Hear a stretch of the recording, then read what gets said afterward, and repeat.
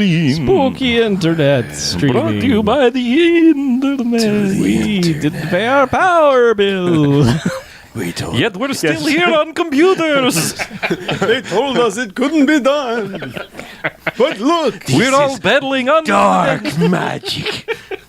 We're all peddling under the desk furiously. Just Is that what you're doing under the desk? Yes. Yeah. Now you know. Breaking a sweat. Drink sweat. It's all right. Well, that does look spooky. Oh, I thought we were going to do the Skrillex. Bwah, bwah, bwah, bwah, bwah. It's the filthiest drop in the world. It's dirty nice. We are the dumbest people that have ever been on YouTube. Yes. No. No, Sorry. There's Sorry. Still, Oh wait, no, Sorry. I didn't know you were going to That's say a on gross YouTube. understatement. have you not forgotten about the vast quantities of Let's Players? Hey guys. Hey guys! Hey guys. Hey guys! Ooh. So anyway, this is Wonderwall. Oh, yeah, we're the worst. We're in the zone. Anytime I get to do spooky voice, I get funny. I retweeted that shit hard. Did you? Yep. That's right, because it's a fucking good tweet. I should do that too, I guess. Yeah. Brought to you by fucking good tweets. Fucking good tweets. Fucking good tweets.tumblr.com.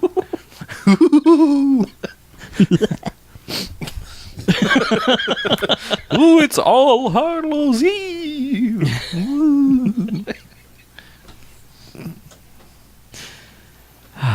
Very spooky. I'm not done with spooky boys. I like that I wear my Halloween stupid shirt, even though I hate the movie. But now you can't even see it because it's fucking dark. I don't like Nightmare Before Christmas. But it panders to gods. Yeah. Horribly. Horribly. What? That's just That's the best review. spooky Mackie has a point.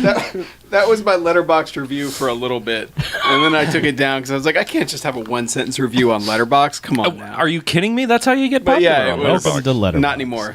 No? But yeah. Ooh, But it did say it was 2 stars. Hey, let's pander to goths. Hey guys, It got a couple likes, and I was like, nah, I need to stop doing this. Yeah. It's a good thought. Well, what the? 2-sentence review. Bye. Ubuntu has updates. Whoa! All sorts of updates. So many updates. Spooky. I don't know why I keep waving my hands. know. Every time I Which say version of something. Ubuntu? Is it Ghastly Goblin? No. I will. No. I will not be reinstalling these No. now. Oh. I will not destroy the live stream. Too late. Woo! Hey, maybe Window Ghost will visit us tonight. Jesus, oh, I'm scared. Window of the suddenly falling blinds. Yeah, I'm scared of Window Ghost. I don't like Window Ghost. I'm not a fan. Window Ghost might bruise That's because my head. Window Ghost is right behind you. It's Window Ghost. It was always Look there. for him. Is it the Window Ghost? Or is it the Windy Ghost? Oh, I like it. You're definitely J.J. Abrams over here. Yeah. No. Well, all right, fine. Abrams it up, man. Go for it. Do, do, do, do, do. It's the spooky Yankee candle. Used in all the rituals. It's the ghost of Paul Revere. Ah. Oh, we're so Why I did that. Those are called jokes, kids. Yeah. Don't know if you heard about them. But these are particularly spooky ones. Our spooky jokes. Take that, Bazooka Joe. Wait, we all had Firehouse. Yeah. And now there's candles. That's why I had to get water in case, you know, for sure. public safety. We don't need no water. Let the motherfucker burn.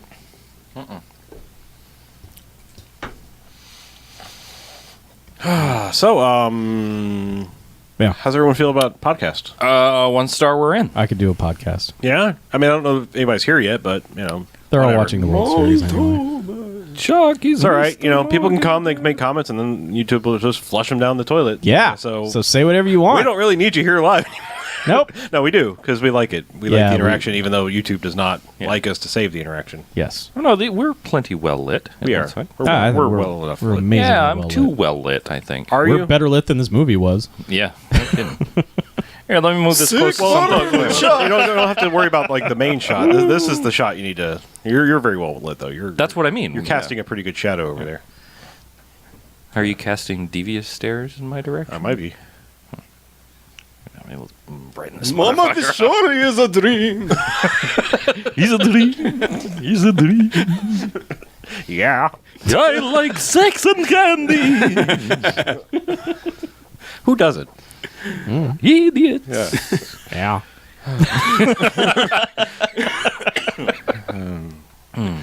Dig it. Warning, sex and candy may not be suitable for all ages. Yeah. Can't do that.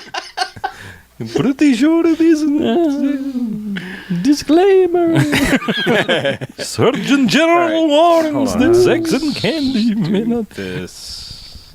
There we go. Making it spookier. Oh, I'm about to make it. the state of Making it California. so oh, look at it. Wait, I don't know. I didn't do that before. How spooky are we going here? I just turned the brightness down on the monitor here. Yeah. Oh, on your monitor. He made Yeah. himself so Oh, spooky. too spooky. Too spooky. Oh, no. No, too spooky. No. Hello. Yeah, I'm super well lit. This is okay. There. Good. Maybe if I move. You probably have a brightness on your laptop. Yeah, why don't you turn your brightness It's down? way down. Is it? Yeah. Yes. Okay. But I have a natural light on me, not like You do. You It's have just this sort bright of ass. your aura. It is. It's this bright ass candle. Yep. You both My you and Meg beautiful look eyes. IKEA and they're bright ass candles apparently. Apparently. Tindras. Tindra. Tindra. I will move. Those are IKEA candles you have in front of you. Sorry. I'll move Tindra back a little bit. Careful, there's a puddle of What? puddle of wax getting ready to just. Oh yeah. Yeah. I see you. I know what's up. Okay. That's like two different cover bands. Yeah. Spooky. Both on the House of Wax soundtrack. Podcast? Do. I would like to podcast. Podcast. Let's go with podcast. Okay. Oh, I should have gotten a summary out of the way. That's probably not good.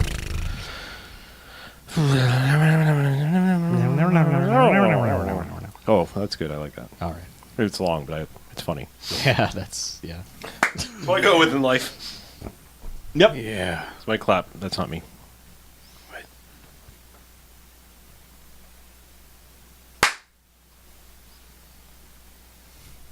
All right, and welcome to the BMFcast. Hey, BMFcast. Ooh. Yes.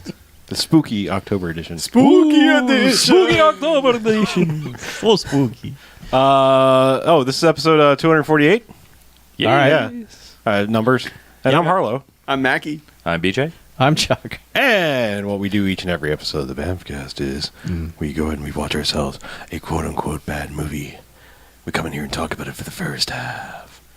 Good bad movies. Enjoyable bad movies. They get to 1 to 5 jocks. As in robot jocks. Robot Hey! Ooh, it's so spooky. And bad movies. As in a negative, so I can see how they go. 1 to 5 bags. As in douchebags after Twilight. No! Boo! And the front of vampires everywhere. So, yeah, we're wrapping up Maltober. Spooky. It's the final episode of Maltober. Yeah. Here it is. It's upon us. Yep. With movie Phantom of the Mall, Eric's Revenge. It's in a mall. It's in a mall. It is actually in a mall. Yep. Return to the mall. In the mall. The same mall. Yes. Same mall. So, plot summary. Let's do that. And we'll All talk more right, about yes. it. A guy called Eric owns a huge house and some greedy people want to build a mall over it. So they get together and burn down his house. Eric is badly burned but not dead. And a year later the mall opens. What they don't realize is Eric is living underneath the mall and he's very angry. Somebody wrote that. Stickman. Somebody who is 11 years old wrote Stickman that. _2 at tripod.net. Tripod. Good old Holy tripod. shit. He's very angry. Yeah. He's angry. Yeah. A guy Damn it. called Eric. Yeah. Yeah. Just a guy. he's doing his thing. Didn't actually own that house. His parents did, which he said out loud. Yeah, sure. They never say anything about his parents, do they? No, not really. Just that, they own that house. Okay. But whatever. So yeah, it's a movie about a mall. Yay, a mall, a horror movie set in a mall. Yeah. Starts with absolutely no logos of any kind. Just like dude crawling through a ventilation thing. Yeah. Robbing a place. Yeah. Just taking a Stealing crossbow shit. and bolts. First, he goes for a mannequin's head. Well, no, he goes for the crossbow first, and then he ends with trying to unscrew a mannequin's head. Yeah. And then security guard kind of comes up, and there's this awkward moment where he's like looking at the guy directly with his flashlight, and finally goes, "You're not a mannequin. What are you trying to pull, buddy? This isn't Halloween." Yeah. And so, not mannequin kills that guy. With a knife. Yep. After the guard has pulled a gun on him as well. Mm-hmm. The guard's just like, "What's that? Oh, knife? Oh, Yes. I am Right dead." in the belly. So, Dead guy. dead guy. Yeah. And then, does he go back to his lair first, or do we get to meet the ladies first? I think he kills that dude, and then it smashes into the opening credits, and then we get the same scene we get from Chopping Mall, which is the courtyard, Right. and the opening of the mall, hosted by the most interesting man in the world, Literally. mall Is he? manager. He will be. He's not yet. Now he's He's just still kind working of on it? He's just a dweeby guy. But yeah, he's just like, hey, we open a mall, and it's all thanks to Morgan Fairchild, who's right here. Everybody, come here. Who is also the mayor. Yes. Okay, that's Mayor fair. Fairchild. Morgan Mayorchild. Yes. And it's put their town on the map. Midtown or Middale or It doesn't. Don't they change names midstream somewhere? Wasn't it Midtown and they called it, or Midland? maybe And they called it Mid-Fair. Yeah, it's weird. Yeah. Midland Mall. But yeah, they open a mall, Midland. and they're happy. Yeah. Oh, yeah. Community's happy.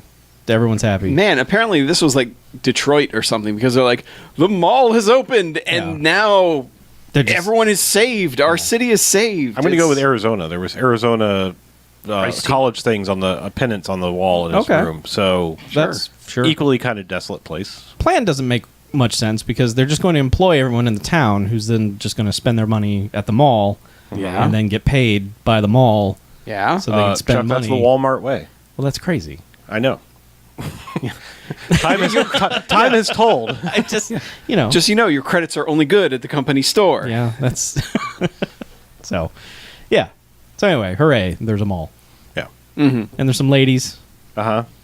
But I mean, it's not very long. It's like ladies applying to work at Sluice, which is like the bar and grill in the mall. Another lady's applying to work at the clothes store. Yeah. And then it's like right back to Eric, the titular Eric, and we find out what he's doing with the mall head, which is he's smashing the face part off of it. And immediately you've seen this before, right? Yeah. In full disclosure, the other three of us were like, "Oh, God damn it!" Because even despite the title, I don't know that any of us picked up that this was going to be Phantom of the Opera, because he smashes the mannequin's face and takes the the iconic kind of half mask, Phantom mask essentially that everyone knows. But yes, but it's basically he's wearing the face of a mannequin. And there's the reaction we all kind of had when it was like, "Oh, God damn it!" Yeah. You all kind of realize, like, Because Yeah. let's face it, Phantom of the Opera is kind of a stupid fucking story. And I'm going to be totally honest. I've never seen any version of it whatsoever, so I don't. okay. Like, how accurate is this to that story? Because I do not. I know that there's the got a one burned dude, guy with a mask. It's the burned Yeah. dude with the mask, and he's after a chick, and that's all I know. basically, yeah, I mean, it's just of all the like classic monster movies, the things that they made in the early days. I mean, this wasn't, because I mean, it's not necessarily in the same vein as some of the other ones, but there's nothing likable about the Phantom. There never has been. No. I mean, he's just a stalker guy who murders people. It's a tortured soul. Yeah, and it's like every other fable out there is like the monster's not really the bad guy. Product of circumstance. The And it's like, monster's misunderstood. But yeah, this guy. this guy's just a stalking, murdering asshole. I mean, we come to find out that he's been wronged, sure, but Yeah, but He has a bit of a point, but he takes it too far. right.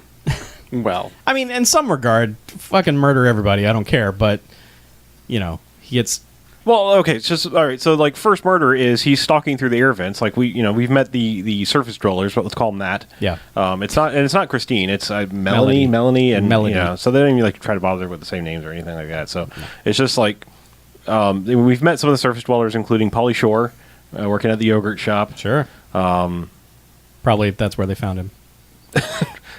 No, to be fair, Pauly Shore is actually comedy royalty. His parents. I know. Anyway. Mitzi. I'm saying he came from other. Yes, he did. Yeah. But like, so they're doing their surface dwellery things, and then like right off of, like we've established, like you've seen the mask, and it's like, okay, yes, this is Phantom of the Opera, and then in true Phantom of the Opera fashion, he's just skulking through the air vents, sees a air conditioning technician working on it, and it's just like, I'm going to shove your face in the fan and murder you. Yep. For no apparent reason. Needed to kill. Yeah, so he's now he's murdered two people that were just in his way: a security guard and now this air conditioning guy. And it's like, is this really going to be the MO of this movie? Because at least, thankfully, after this, to some extent, everybody kind of deserves the death. I mean, at least they do something where it's like, okay, maybe murder was a little extreme, but you were an asshole. Yeah. You weren't just like there doing your job. Yeah, that tech. That was unnecessary. Yeah. That guy, as So far was as the we security know. guard. The security guard's just he's securing. I don't know. Okay. I don't know. Well, I think we kind of learn later those security guards are fucking on the take, but Sure, whatever. But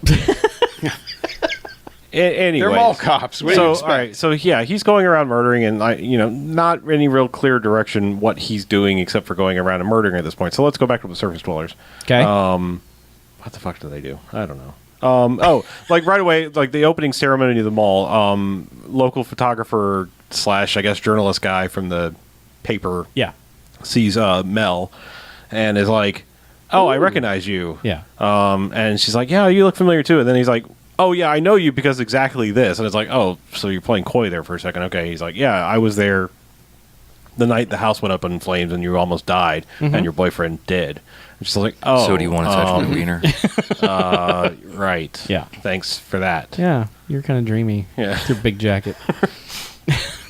So they talk for a little bit All and big walk, jackets. and he's like, "Yeah, so how you doing now?" And they go to her locker, which is weird because it's just out in the mall. Yeah. And It's she's like- also just been hired. Yes. Yes, Like literally, Here's your uniform. yeah, Yeah. literally an hour or two before that. Yeah. But yeah, she already has a locker, which is like a school locker because it's just out in the hallway, Yep. and opens it up, and there's a bunch of orchids, and she's like, she just goes catatonic. She's like, "This means something," and this is our first flashback of like him bringing the orchids and then And then, yeah. having the sex. I believe, it sort of cuts No, to. I thought that having the sex was always like in her dreams because this is not at all what the actual scene was like.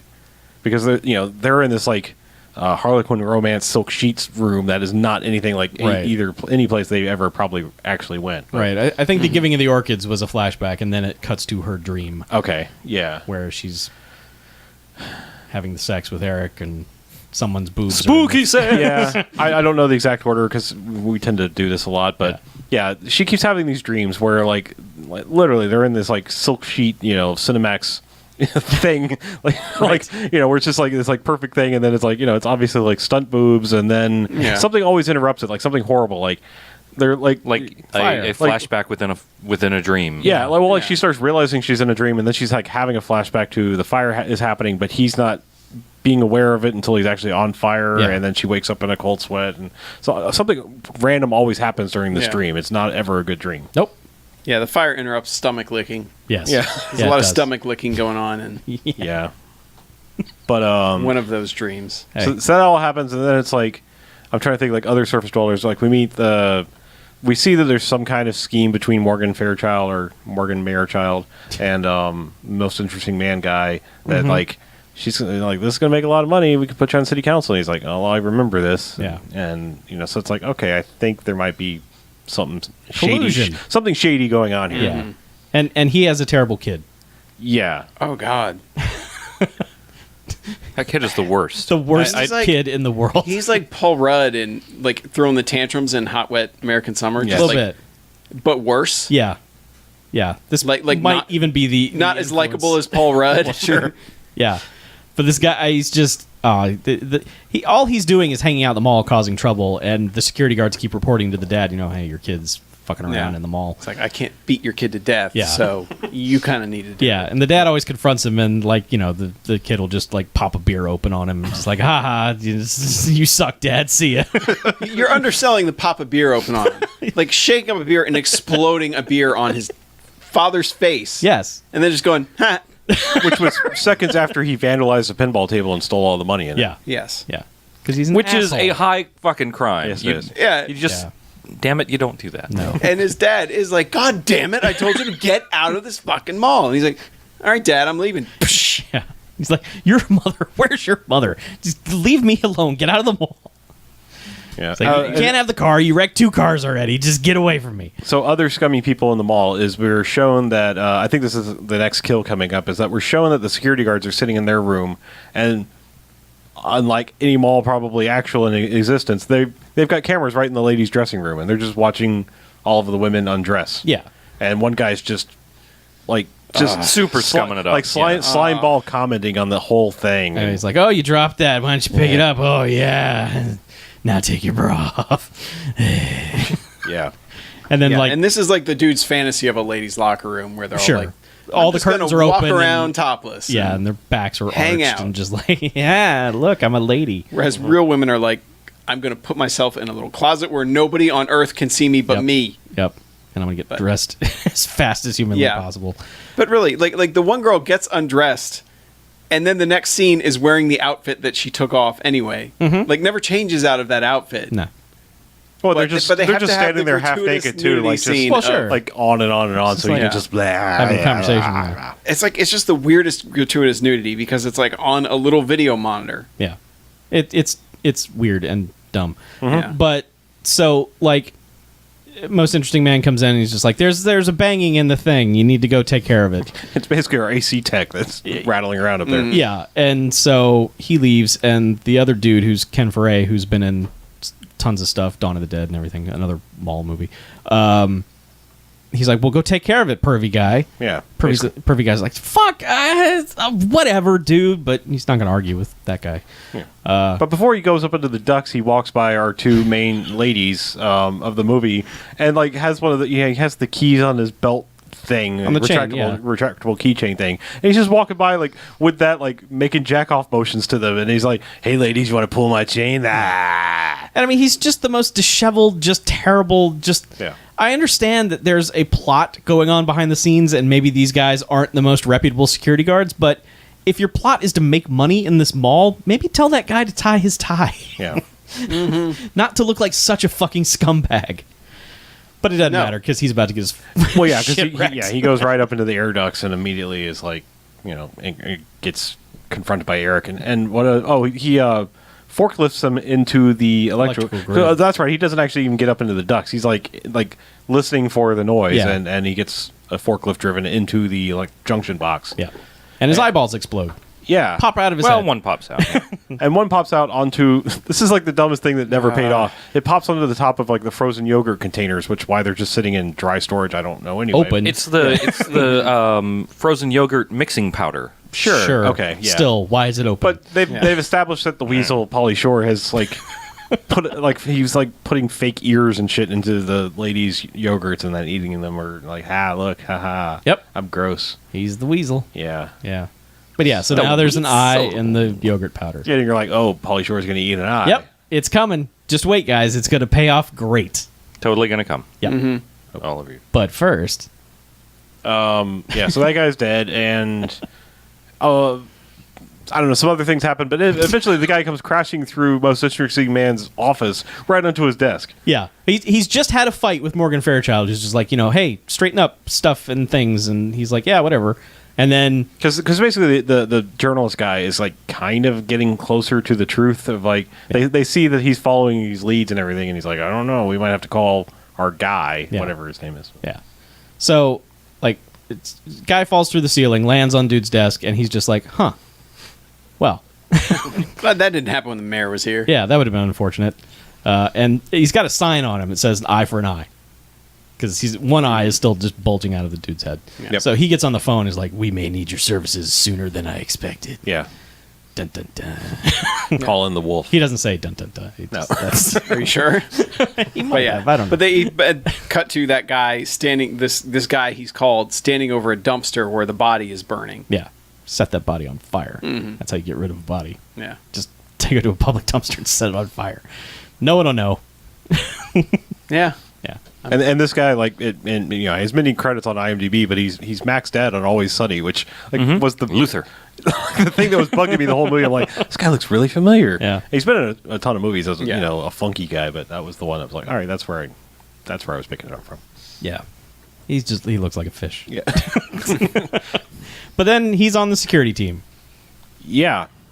Because, like, well, we see Yeah, him. and the other guy, the other security guard is Ken Foray. Yeah. From Dawn of the Dead. But he's just like when he's talking to the least interesting man, is he's just like, hey, or most interesting man. Least I'm reading your freaking thing on the live stream. Sorry. Yeah. But he's talking to the most interesting man. He's just like, yeah, Ted like went out to check the stuff and never came back. And he's just like, oh yeah, I fired him. Yeah. Yeah, he's gone. Yeah, it's just security guards come and go. And he's like, oh, what about Frank? And he's like, Frank? Yeah, you know, just went away. yeah, he found another job. Must have found another job. Yeah. Yeah. That's the ticket. Right. So, but like we see Fish Face Guy, and that's like we cut to. That's when Melody has another dream, and that's when that dude shows up in her dream. I don't even understand how they're connected because she hasn't seen him in public, but as soon as we see him, No, she She seen him had before. seen him because the other guy noticed he was like that's what doesn't make sense is how photographer boyfriend makes the connection between that must Yeah. be the guy. No like, idea how you would apparently know she him. mentioned some kind of well, she saw it. weird earring that he has. She had that dream reminder because the second dream that she has is the sex, and then there's the guy throwing gasoline on her in the dream. Yeah. And then that's how the photographer guy is like, well, let me go snap a picture of this guy, and maybe you can verify if it's him or not because he's got a big dangly earring. And there's But like, yeah, so Like he the was first the only one in that. yeah, the first guard he sees that has that earring, he's suddenly like, it's got to be him. Yep. That has to be him. I'll track him to Sam Goody. Yeah. I've got an idea for a mat. Yeah. So he takes a terrible picture of him and is just like, is this him? Yeah. Yeah. But this leads to him taking the picture leads to a chase scene where he like takes the picture. The guy realizes he's taking his picture, Or he So thinks he's just shoplifting because the guy's acting shifty as hell. yeah, and then he runs out of Sam Goody. Sure. There are a lot And of Probably nobody- sold a single And cassette. the best part is like Cassette, everybody, a single. yeah, everybody tries to stop the guard rather than him. Yes. No, the guard just runs into people because he's a clumsy buffoon. The guard is being distracted by fruit carts and other various like panes of glass, and but We're yeah, just walking back and forth with pane of glass. These chickens over here. because like he runs into a couple, and then like there's a dude with packages, and man, the dude with packages gets his shit wrecked because the guy runs into his little cart, and the security guard just fucking punches that guy. Just get the fuck out of my way, punch. But there are several instances of people around lots of other people, and then still acting like they can't just go, "Hey, Yeah, maybe you don't want to murder me in front of all of these people." right.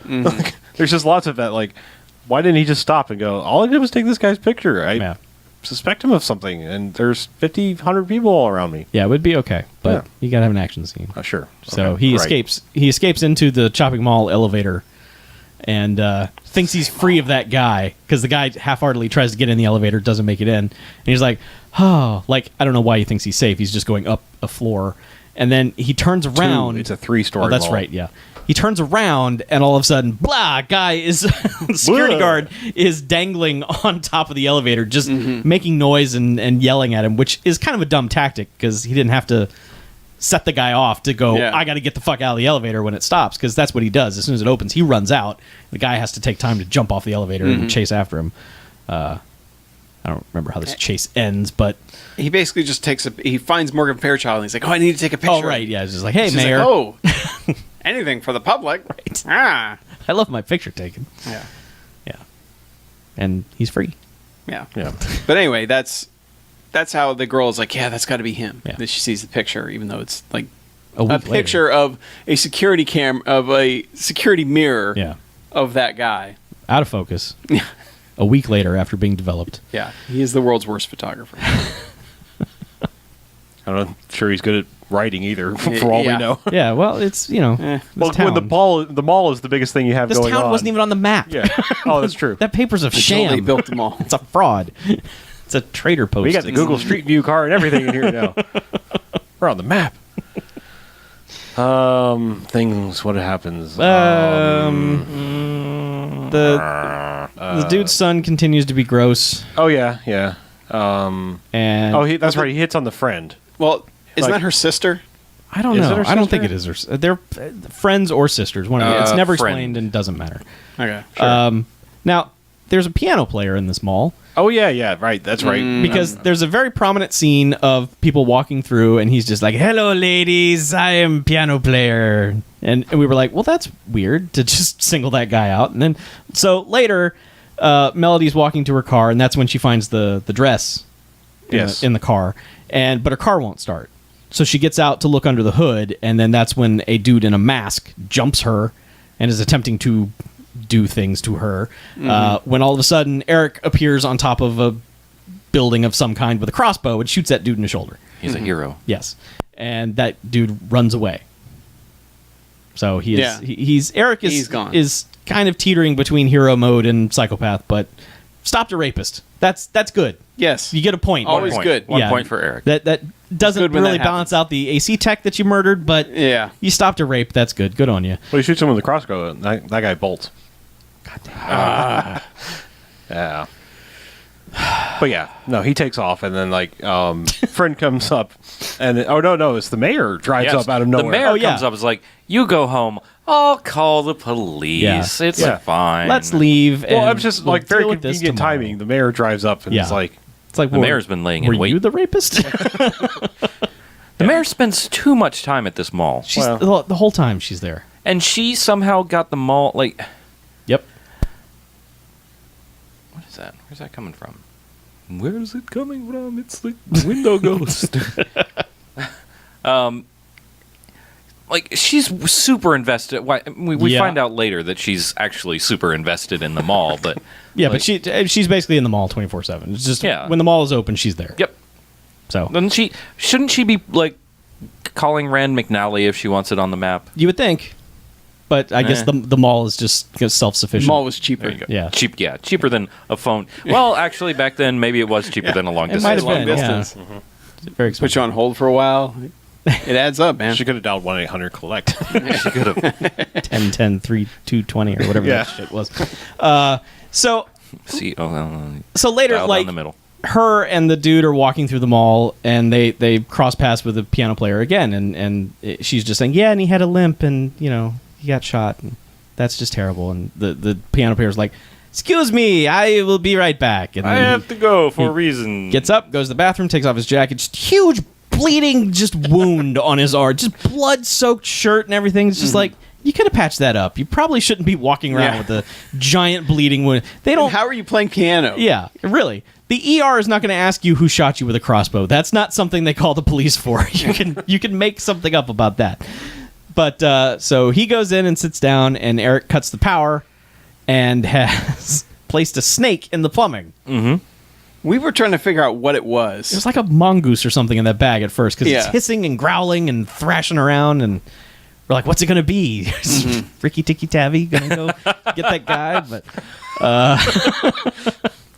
But yeah, no, dude's just sitting on the toilet. Lights go out. He immediately flicks his lighter because you always have that on standby. Right. And Rapists always carry lighters. fucking Cobra Yeah. Pops up out of the toilet. Up out of the pops toilet. up right out the toilet. Are you a rapist?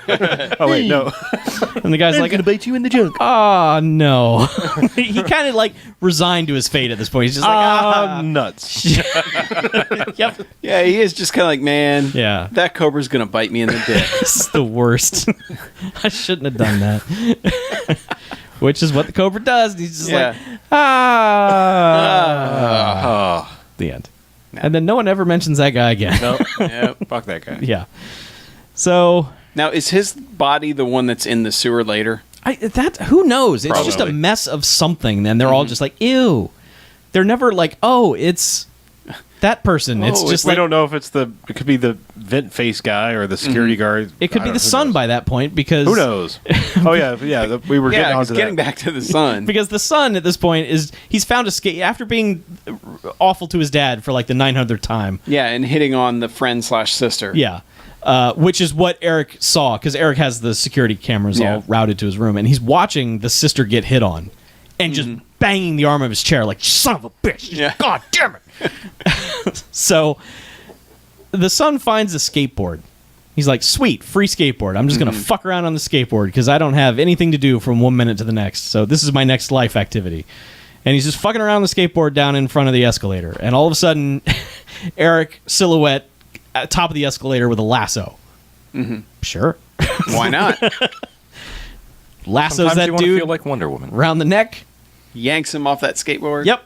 And just slowly, he sticks the rope under the top grating part of the upcoming escalator, and dude just gets dragged all the way to the top and then chokes to death. Yeah. So that guy's dead too. Yeah. And he's never mentioned again either. Well, his Yeah, I dad's mean- probably happy to be rid of the fucker. We don't even get a scene of that. Yeah. Nothing. The dad doesn't care. The dad's like, well, He just like looks at a report papers like, son's dead. Finally, Well, it's Jesus. just Next. Aside from the body that falls through the ceiling, like there's really not a resolution on any of the kills in this. Not Like really, no. he's not doing the killer thing of propping them up and having them jump out at people or anything That like people that. fall all over them. Yeah. Yeah. None of that. So it's just like I don't know where he's taking them, but To the limit. a One more corpse time. pyramid in his lair downstairs. yeah. And it's clear that they're setting, like, he's been killing assholes pretty much. Mostly, except for the it's- first couple. Yeah, they were just Yeah. doing their job, man. 2 Yeah, weeks so to that's what's retirement. weird, because it's like, okay, yeah, you're kind of doing good stuff now. Yeah, But from that point forward, it's pretty much like, well, there is the one more guy because it turns out, that the Mac's dad, they're like, you need to go kill them. Like he's like, you need to get this over with, right. Because they kind of figure things out. Like she's remembered that the house is burning down and that it was him, and that they need to find him and track him down. And Well, she has another sex dream with like all of them. yeah, Like all the dudes she knows are in Yeah, it. it starts with Eric, like non-burned Eric, Yeah. and then it's like the new guy, reporter guy, whatever Yeah. his name is. And then Peter. it's Fish Face Peter. dude from guy. Silk Stockings. Yeah, it Peter, is and that guy, then isn't it turns into henchman, Mac's Yeah. dad guy. And then she wakes up. It's like, it was that guy. Yeah.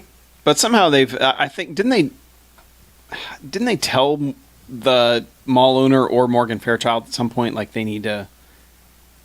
Well, that was like the very end of the party. He comes up to both of them and is Yeah, like, but what is the reason that they're like, okay, you need to go kill those two now? They've gone to Morgan Fairchild. They Okay. go to her house "Oh yeah, that's at right." like 2 a.m, That's right. and they're like, "This is the guy. He burned down the house and killed Eric." That's and she's right. like, "Oh, that's oh terrible." well, we should Oh, probably that's right. find him. Okay, no, okay, this is why. God. Can you tell I was on my phone most of this movie? They went to find out if Eric was really dead or not. Oh yeah, that. Oh, that yes, that. So in this, like, and oh my god, like, Silk Stockings guy, photographer guy, is just like, well, there's only one way to find out if Eric's dead or not. Yep. We have to go dig up his body, and Yep. find out.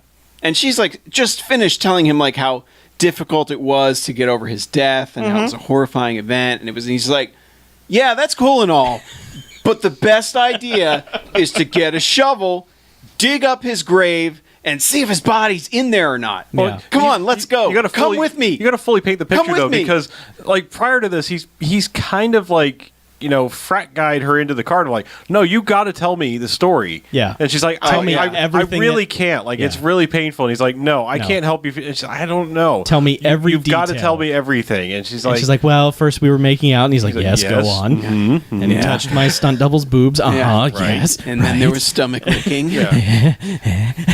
And then fire. And then he's like, well, now let's go dig up your boyfriend. And she's like, "Well, if you think that's best, Yeah. I don't know." And like, cut to giant empty grave. Yeah. Or he's dug course, for like 12 The hours. traditional square-holed grave, as Right. Harlow pointed out. He's like, everyone digs like perfect squares Yeah. whenever they dig out a You know grave. how they do that for real? Backhoe. Yeah, yeah. How they actually do that. I know. Not people with a shovel. Not some son Not of a bitch with anymore. a shovel. I mean- Yeah.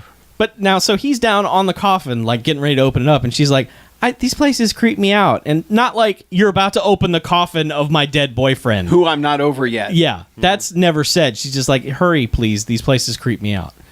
And then he opens it up. She's like, I was right. He's not dead. Yeah. You're friend zoned. Yeah. And as I said, he was friend zoned the second that shovel hit the dirt. Yep. Yeah. I can't believe I let you talk me into this. Yeah. So that's when they go and visit Morgan Yeah, Fairchild. and They're they're like, like, Eric's yeah. alive. And she's like, huh, that's very interesting. I'll take care of it. Yeah. And they're like, okay. Well, no, she's like, well, the best thing we do is probably find him Yeah. if he is still alive. Yeah. Yeah, that's what she tells them is they have to find him, and then he can testify or whatever, and that'll That's solve everything. the best thing.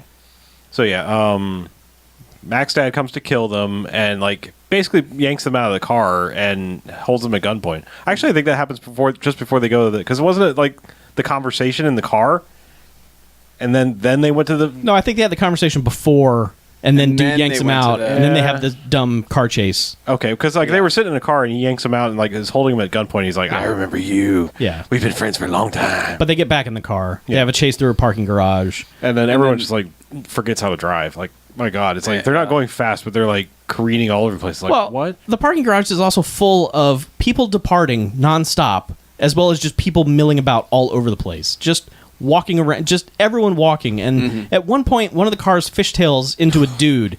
That dude flips like cartwheel 360 over. I mean, that dude got wrecked. Yeah, that stunt man got 2 broken shins. I'm Yes. sorry. Yeah. I mean, that pops him. He gets like a little jump into it, but Yeah. that fender just takes out the bottoms of his legs. and he must have been wearing boots because in every internet video I've ever seen, the shoes fly off, and this guy's shoes did not fly off. So I don't know what they did, but What kind of videos are you watching? early days of the internet were not nice.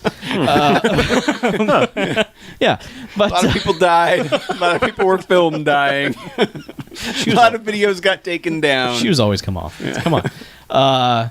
So yeah, there's a mini car chase, and there's some stunts, and Eric like TJ hookers onto one car at one point to fight fish face guy. Yeah. And those cars wreck, and one car gets caught on fire, and Yeah, he jumps off the last second. That car flips and eventually catches on fire. It doesn't catch on fire to the point that it kills the henchman guy. no, he gets but- out, but yeah, then the car kind of goes slowly. It's a lame explodes. car explosion. Yeah. Yeah. But I think that's when Eric takes that guy down to his lair, right? He's got that guy at that point. Because they get into a Chuck Norris fight.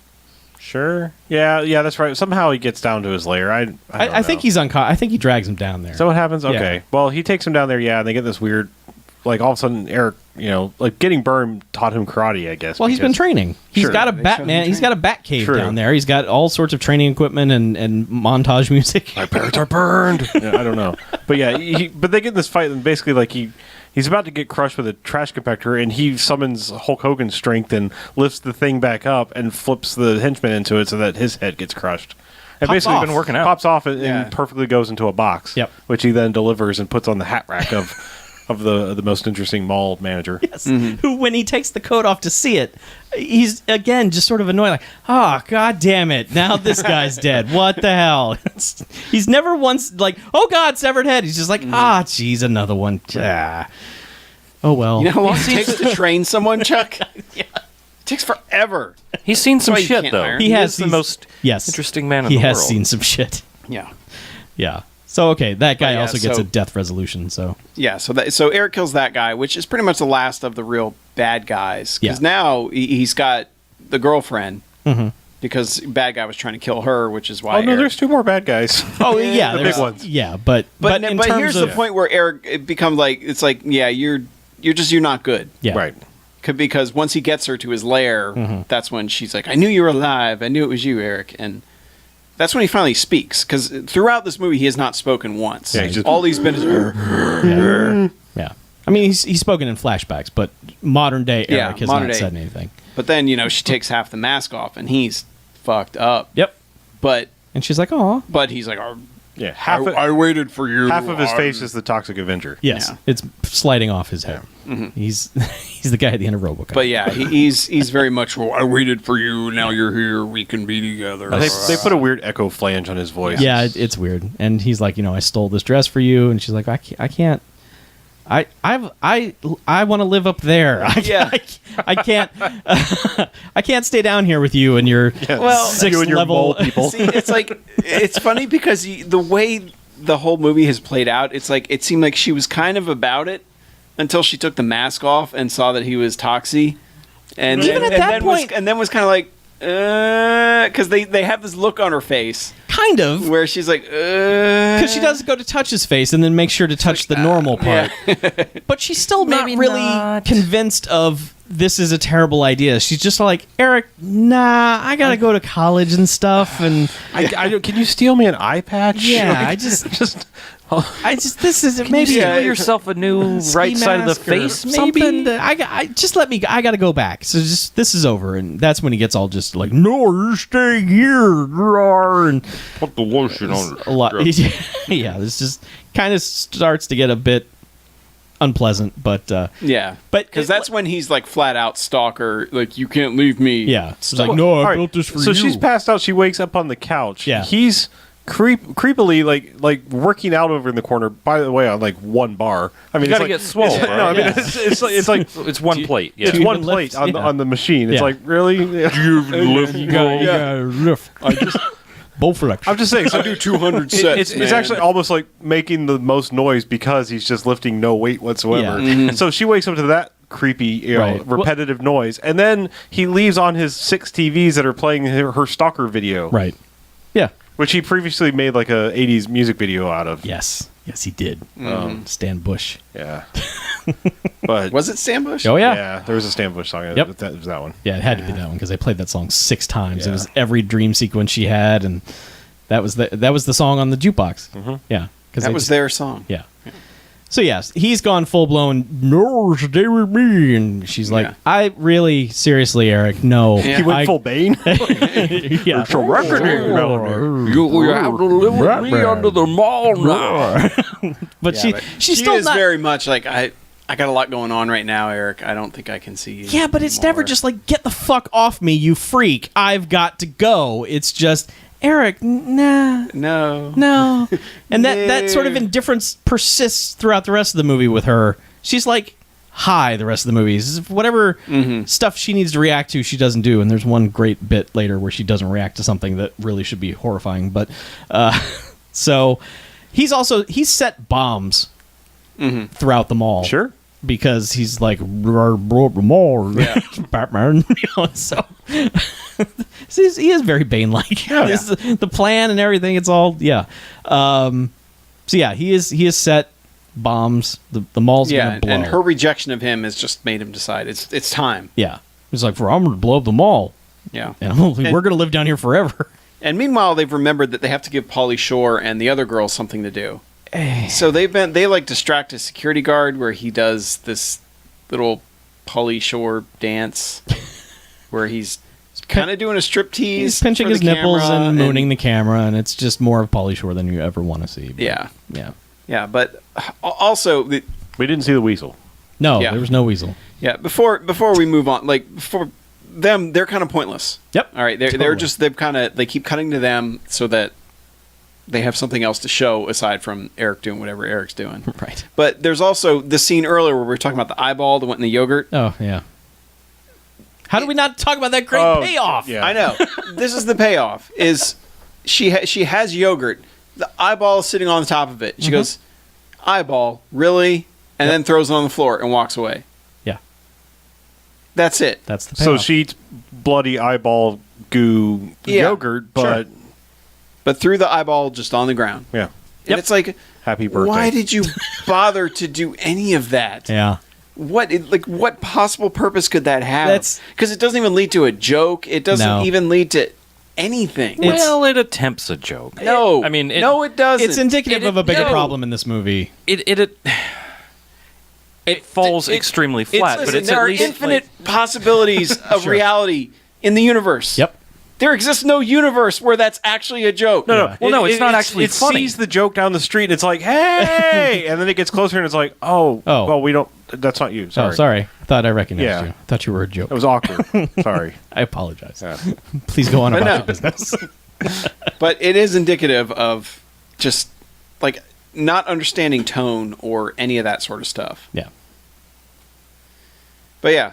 So yeah, they've got Pauly Shore doing whatever Pauly Shore is going to do. They're dieharding through the ventilation Yeah. shaft They looking for they him. literally serve no purpose except to cut to something else during all of that stuff. Sure. That's all they do. Yeah, and meanwhile, photographer boyfriend has been trying to find where she went. And he's ended up going into the... Oh, they're having the grand final gala of the mall. They're opening up the last of the mall, so all of the mall dignitaries are there.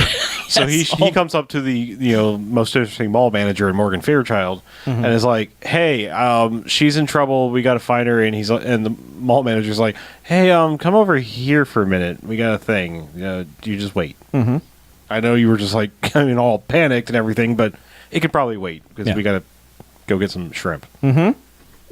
Shrimp. Something. Yeah. He falls through like a grate. Like Eric has set up this thing for him to fall through, basically. Well, somehow, yeah. Well, because somehow he's like, all right, fuck all this, and it's basically like, how does he get to, like where he goes down to the catacombs?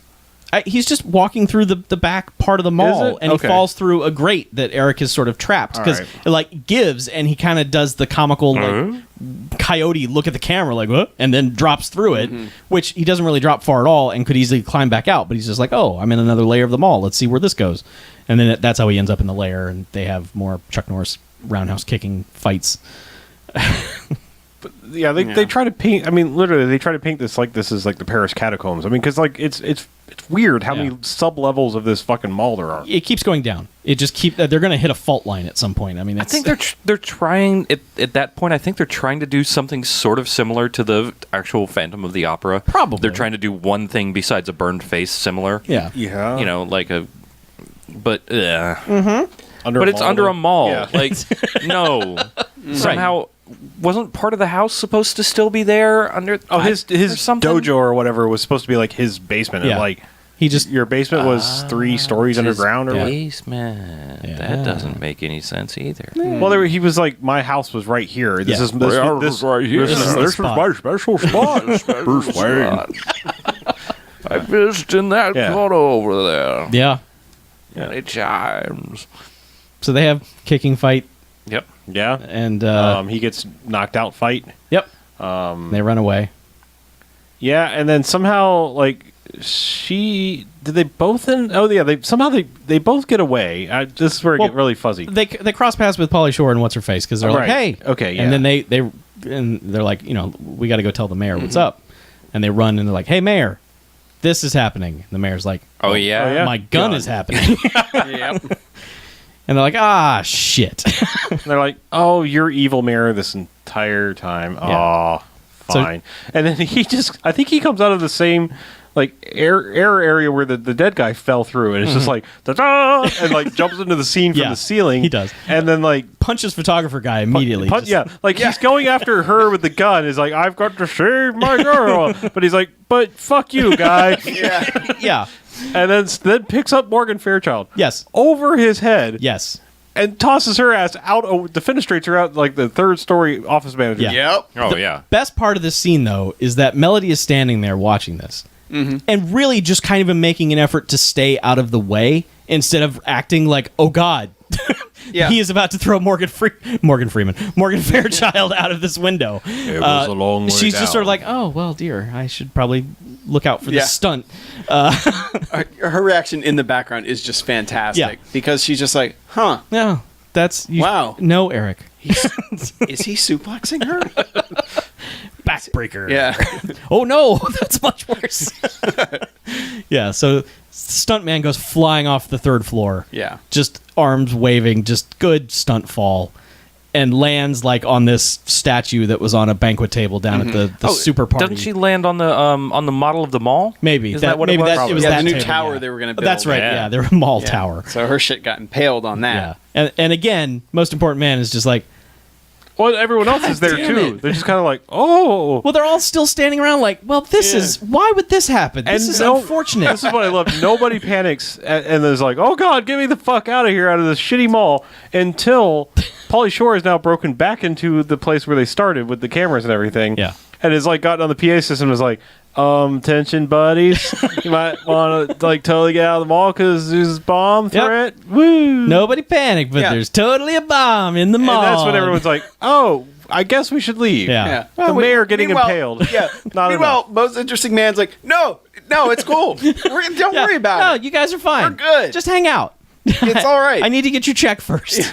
Please just stay. Don't mind the dead mare over there. No. And there's no bomb. Come on. Have you tried the pate? Yeah. It's Polly fucking Shore. And meanwhile, she has climbed out into the rafters. Yeah. Open 4 stories up For no climbing around fucking on reason. No reason. Yeah. And Eric's just like, really? Yeah, and Eric's out there chasing her. Yeah. And Most Interesting Man has made it up to the... photographer dude makes it up there first. Yeah. Because she has gotten her way to a banner, which is starting to rip. Mm-hmm. And he gets on another part of the banner, grabs her, saves her, and then Eric's like, shit. So he has to sort of come back the other way. And that's when Most Interesting Man is there. Is like, get out of my mall. Rawr, you. Yeah. And he has Ken Foray shoot at him. Yeah. And eventually he hits him in the good arm, the Yes. non-burned arm. yeah. And so he drops Eric's down. like, fuck. Yeah, he drops down onto the banner and then swings into Most Interesting Man and defenestrates them both through a window of a The rough house? yeah. Oh, that's right. The rough house. The Rough rough house. house, where they have some rough housing.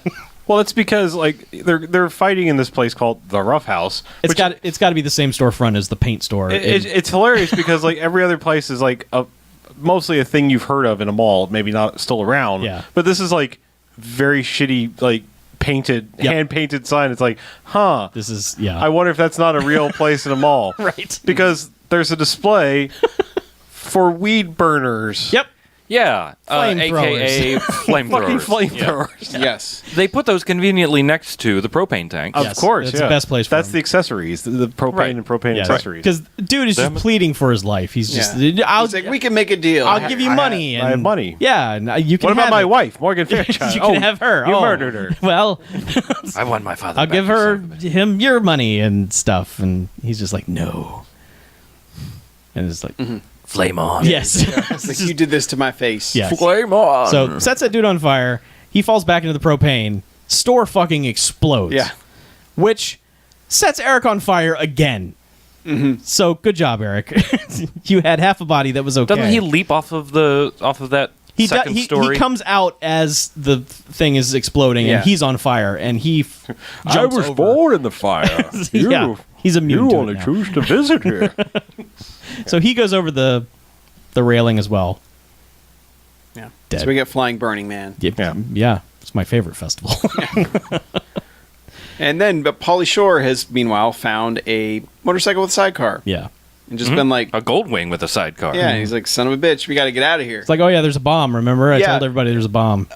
Yeah, and he's been riding around with the other girl, and then they just come up on photographer guy and the girlfriend, and he's just like, Come on. and like his delivery is literally like, hey, the bomb's about to go off. We better get out of here. Right. Which cuts to a clock. Not like, get the fuck on the bike. No, it's just like bomb, you guys. Yeah. Come on, buddies. The timer, by the way, Bomb was set to buddies. 31 minutes. Yeah. Really weird. Sure. Just like you do. Just in case. And they roll out of the mall. Then the mall entrance explodes. Screen-filling mall. Model. Yeah, but Yeah. still, if you're gonna blow something up, looked all right. Yeah. Blow up the entranceway. Yeah. And then it's just cut to. Well, first of all, Pauly Shore's like, holy shit. Okay, Yeah. I will give them credit that they did establish this entryway. Yeah, they did. in real life. Yes. so that they could build the model to look just like it. Yeah. So Yeah. Good on them. It wasn't out of nowhere. yeah. Yeah. So then it just cuts to paramedics and everybody there, and they're just like, oh. And then there's a shot of Eric lying in the rubble. Yep. In Doesn't his eye twitch or something? I think that was the film freaking out. Because it was that, or the actor couldn't sit completely still, but it was never they never do the he's still alive. Yeah, no. Yeah, it's you expect the gotcha, one of the eyes pops open Something. or something, but no. No. Just freeze frame and then. It's just we kind of assumed he And was honestly, actually it dead kind of as makes sense considering how much Eric has lived through at this point. Mhm. They've really kind of Michael Myers him, where it's like, yeah, you shot that guy a dozen times, and Yeah. Yeah. he just kept coming. Yep. But no, apparently he's dead. And roll credits on a song by the Vandals, Uh-huh. asking if there's a phantom in the mall, Yep. and lots of other stuff that pertains to the movie Uh-huh. specifically. Yeah. I think we have a thing for this. I don't want to give it a thing. I think it gets a thing. I think it has to get a Stargrove. I think by mean, definition. even though that is not part of the proper movie, it's only during the credits. But it's still... It's not one of those that's only on the soundtrack. It does happen when there's film rolling. Yeah. I And mean, it if you is think about narrating the damn movie. It does. I mean, if you think about yeah. Stargrove, that song at the beginning of the movie is just played over people doing gymnastics. True. Yeah. Not pertinent So, at the time. I think we have to give Burning this a down the Stargrove. gallery of Stargrove. Yep. So it gets a star. Yeah. Considering that the lyrics in the song mention that they like the mayor's boobs, both of them. Both of them. Yes. Yeah. Yes, there are numerous references that this is not just a, hey guys, write a song about a phantom in a mall. Go. This They was actually like, saw the movie. Yeah, it was like, okay, yeah, we'll put that in there and that in there and that. So yeah, the Stargrove by definition. So it gets a Stargrove. Uh-huh. Oh, okay. A reluctance Stargrove. The worst kind of Stargrove. Oh, you know that's going to be on the 2014 soundtrack Yeah. Yeah. that we're all getting for Christmas. Christmas bonus. Yeah. So, ratings. Yeah. Oh yeah, Yeah. We do that. I went first last week. Should I go again? I can. I can go. Okay, go ahead.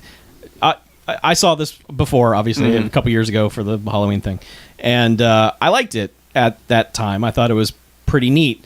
Watching it again, it's weird. It's a lot of missed opportunity stuff. It's like there's so many things that are set up to be really cool moments, and they just fizzle. They just like that went nowhere, and not even the eyeball, which is just like a huge like opportunity missed, but just like kills and just violence and jokes and things. It's just like you need to really put a period at the end of that sentence. Just really drive home the thing that's happening, and they never do. It's there's like okay, it's like there's this car chase and this crash and there's stunts and everything, but it's off a little bit. It's like we kind of know how to make this, but we're not exactly sure. I like the movie. I like the idea of it. I like some of I love the characters in it. I think they're all kind of goofy.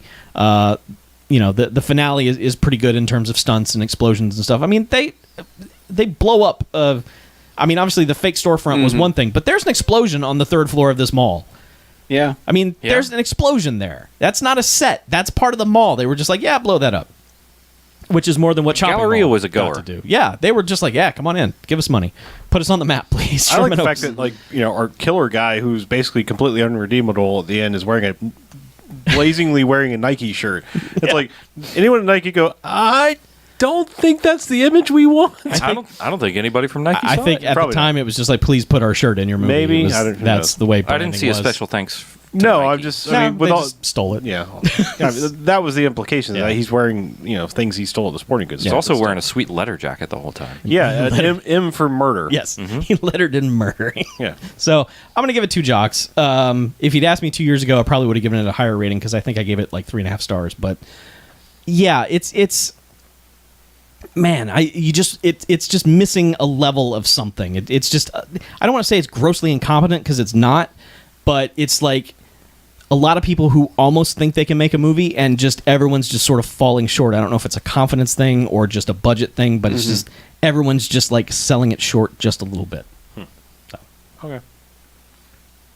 Well, I'll go. I never try to directly compare it to a movie, but I have to think about last week's movie and giving it 2 jocks. And I would rather... I look at it as like I would rather watch that again. Dark and kind of incompetently made as it was, there was a charm to it. And this one was like, yeah, you obviously have more money. You have a couple of people that I recognize, at least now. So there's just more production going on here, and you're in a real place that these real movies have been made. Yeah. But yeah, it just feels like squandered opportunity after squandered opportunity, and I'm making no bones about it. I hate the Phantom of the Opera story, so that's winning no, shining. Well, mark this on the stays side. far away from it for the most part. So Yes. That should earn it some credit. Maybe, yeah, I don't know. It's just like I think I have to give it 8 Do you just jocks. not A like single people who live jocks. underground? No, I don't. They don't deserve our love. Yeah, I think it's just a single jocks. I mean, I think it's still just barely on the side of recommend, but yeah, I look to. I mean, even I don't know. I'd have to go back. I would almost even say like watch Elves, as fucking terrible as that is. I would say like watch that just for the like this is on that mediocre level that it's like at least I could say go watch Elves because it's like what the fuck is this movie? Whereas this is just kind of like, and that's almost almost a bigger crime. This one has a lot of craziness it doesn't commit to. Right. Is what it is. It is that the eyeball thing doesn't pay off. Just the kills. They've got some crazy ones early on, but then they just don't bother anymore. It's like I don't know. It's like they needed a better editor or something, or they just needed somebody to decide how to get better takes out of things. Or they needed extra takes or something. I don't know. Which, by the way, same editor as Hide and Go Shriek from last week, so that's weird. It was edited by hand. Mark Manos. Yeah, of Fate. But I can only go. I'm only going one bag. I found this really dull. And if this is the Phantom of the Opera story, like whom am I supposed to be rooting for anyway? Because to me, like I didn't really like anybody in this movie. That's pretty much every adaptation of that I've ever found. It's like. Yeah, you sympathize with the Christine character in the original, but like you sympathize with her because you kind of have to. But it's like everyone's kind of a dick in the story. Yeah, but even her, I just didn't like because the girl they had playing her was so detached from everything that you can't root for her. Right. The boyfriend, the photographer boyfriend guy, just seems like an opportunist, and there's nobody to root for, and I just found it dull and kind of boring, and I kept wanting to check my phone. Like, yeah. I mean, that guy, even having the most interesting man in the world, they didn't do much with him either. No, because he just comes off as like an accountant who's got to work late. He's like, fuck again. He was just a guy. Yeah. So, yeah, I can only go one bag. I can't really recommend it, but I didn't like hate it. So I do like that one scene where he apologizes to the girl in the store. Like, I'm sorry for my son. He's not, he's just a terrible person. She's like, well, the fruit doesn't fall from the tree. And he's like, yeah, hey. So, yeah. I'm going to go one bags as well. Can't pluralize one bag. Yes, you can. Right. One jocks, one bags. And it's only because it just sort of teeters over into the, I'm probably not going to recommend this or ever watch it again or respond in any positive manner when anyone mentions it. But I'm not going to, like, jump out of my chair and go, that movie was a shit pile. Well, good. But it's just kind of sort of inoffensively flaccid is a good way for me to describe it. And I don't know, like, I would think that they would try... Even if you don't like Phantom of the Opera, at least there's a little bit more of a story there than they sort of... Like, they tried to make a sort of convoluted story. All they really would have had to do is just do a little, like kidnapping in the basement, a little menacing, and... Yes. And set it in the mall. Set the puree. Right. Yeah. Set $3.25 for an hour and a half, and ding, movie. Ding. Yeah. Pull some kills out and shake them on top. Salt to taste. Yeah, salt to taste. Yeah. It's sort of ineffectual in everything it tries to do. I did like the fact that Mac's dad showed up and did some menacing. Sure. He's pretty good at that. Yeah. Long career of menacing, that guy. Good on him. Yeah. Yeah. I'm realizing the big thing, one of the biggest problems is the title. Phantom of the Mall, Eric's Revenge. Yeah. You know it's That's Eric. Yeah. Right off the bat. Sure. And the way they filmed so much of it early on is, who is that? Who's doing this? And it's like, you fucking told us in the title. It's Eric. Yeah. And it doesn't give us it doesn't create any suspense that they don't know, because Yeah, so like if you're gonna push all that aside, if you're not gonna bother to build a suspense story about who it is, at least make the rest of the stuff kind of cool, and it doesn't do that either. Yeah. So I mean, I could see you sitting in a production meeting going, "Fuck that! We're not gonna do a mystery. We're gonna put that in the title. We're gonna make everything else cool." Yeah. They just forgot to do that.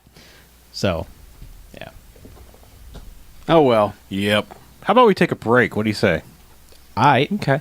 I can do that. Can you? Oh goddamn! Let's blow these fucking candles out. I can't take the smell anymore.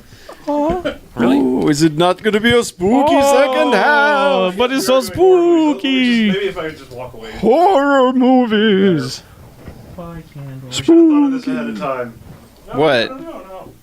I'm saying, let me just walk away. We'll No, too late. It's Nope. probably spookier with the Yeah. candles out. You're not going to see Chuck in a minute. Yeah, I'm going to watch Talk the... about horror movies. Here. Sorry if everything's lagging for everybody, but I have to watch Chuck suddenly disappear from the stream.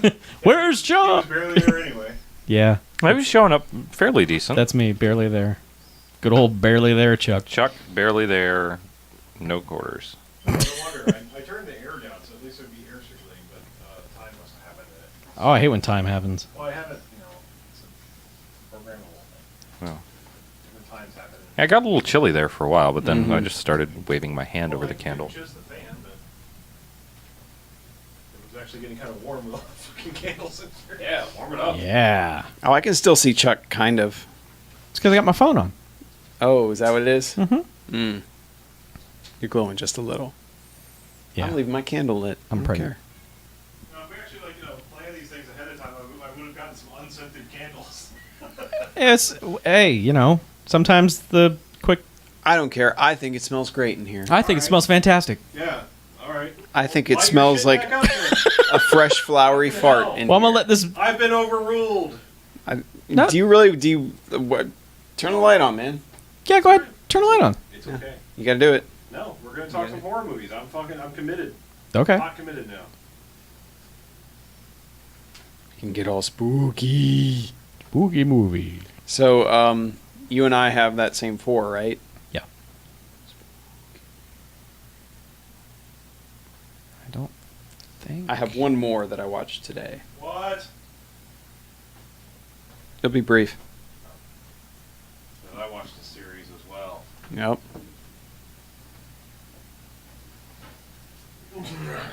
Uh-huh. Yeah. All the smells. Yeah. So good. So many smells. Yeah. Yeah. Yeah. Talk about that one other movie real quick. When I was talking about Scream 3, somebody was like, hey, it's got a Creed song. And I sent them Creed shreds Oh, immediately. Yeah. Just like, Sometimes I'll take off my glove. yeah. That one? That's the best one. I think it was Creed Shreds 3. Oh, I think it was that one. Where he's too. like, that's right, we're gay assholes. Yeah. That one line is my favorite though. Yeah. I couldn't, like, Sometimes I'll take off my glove. Yeah, I couldn't find the first. I could not find the first Creed Shreds. That's what was weird. I don't know if it's like been taken off or what, but Which one is yours? I'm just gonna do this. Alright. All of a sudden, your camera is trying to refocus. Who, And mine? yeah. because I had the candle in front of it. And No. I mean, Lens it should. flared. No, I was Yeah. J.J. Abramsing that. I song. turned off the fucking Please, autofocus, but it came back on. Sorry if we've been coming in and out of focus here. Sorry. We do that sometimes. Don't we? Sometimes we just can't focus. Give myself just a little bit more light for the second half. Mm-hmm. Are you sure we've never heard of those Andy Sedaris movies? Some Andy Sedaris. Wait, what? Oh, in the chit chat. Oh. Chatness. Okay. Our buddy Loki, the 800th, Yeah. has told us that there are 2 more Andy Sedaris movies that we, he says you, but I assume he means we, Yeah. never heard of. He's Okay. using the collective, The The royal we. the royal you. Who? Hmm? Mm-hmm. What? All right, so Stacy sit and Seven. in your area semi-still so I can focus you. All of us? No, him. For some reason, his autofocus I'm out. turned back on. All right. Yeah, you should be good. I don't know why. Just thought I'd turn it off on everybody's. I like how the alien is in little focus over here. Mm-hmm. It's pretty sweet. So, do you have anything aside from your series? No. I got one quick thing before the series. Okay. I'm trying to think if I watched anything else. No, not really. No. And don't cut the series stuff because I'm going to put it in make a shout out to it in a video telling people that we talked about a bunch of horror stuff. Okay. One of the recap videos I'm going to do at the end of the month. Oh. Be like, yeah, we watched a bunch of mall movies. Here's links to those, and we had a big, long discussion about this, this, and this. Did we? Okay. Yeah, we were about to. I don't know if it's going to be big and long, but No, it'll but- be a discussion. Sure, yeah. We will discuss disgusting things. A little bit more spooky. Where's the lighter? My candle's lit. What's you two fuckers are like, fuck, we're out. Well, you were bitching about... I was. It's Candles. all the smells are in here right now. You can do You it. need Chuck. help how firework? And I'm just now reading the comments. Loki, we've heard of those movies I haven't because used you like a mentioned handheld them. lighter in forever. I always got the big fucking... Motherfucker. See? Well, no.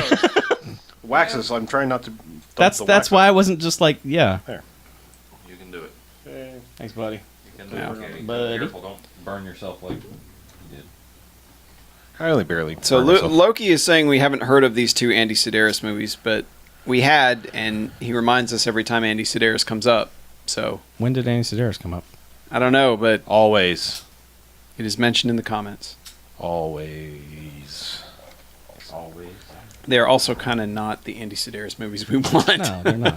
Yeah, because the first one is not like the rest of them. We could also watch old Monday Night Football. Yeah, he directed those too. Yep.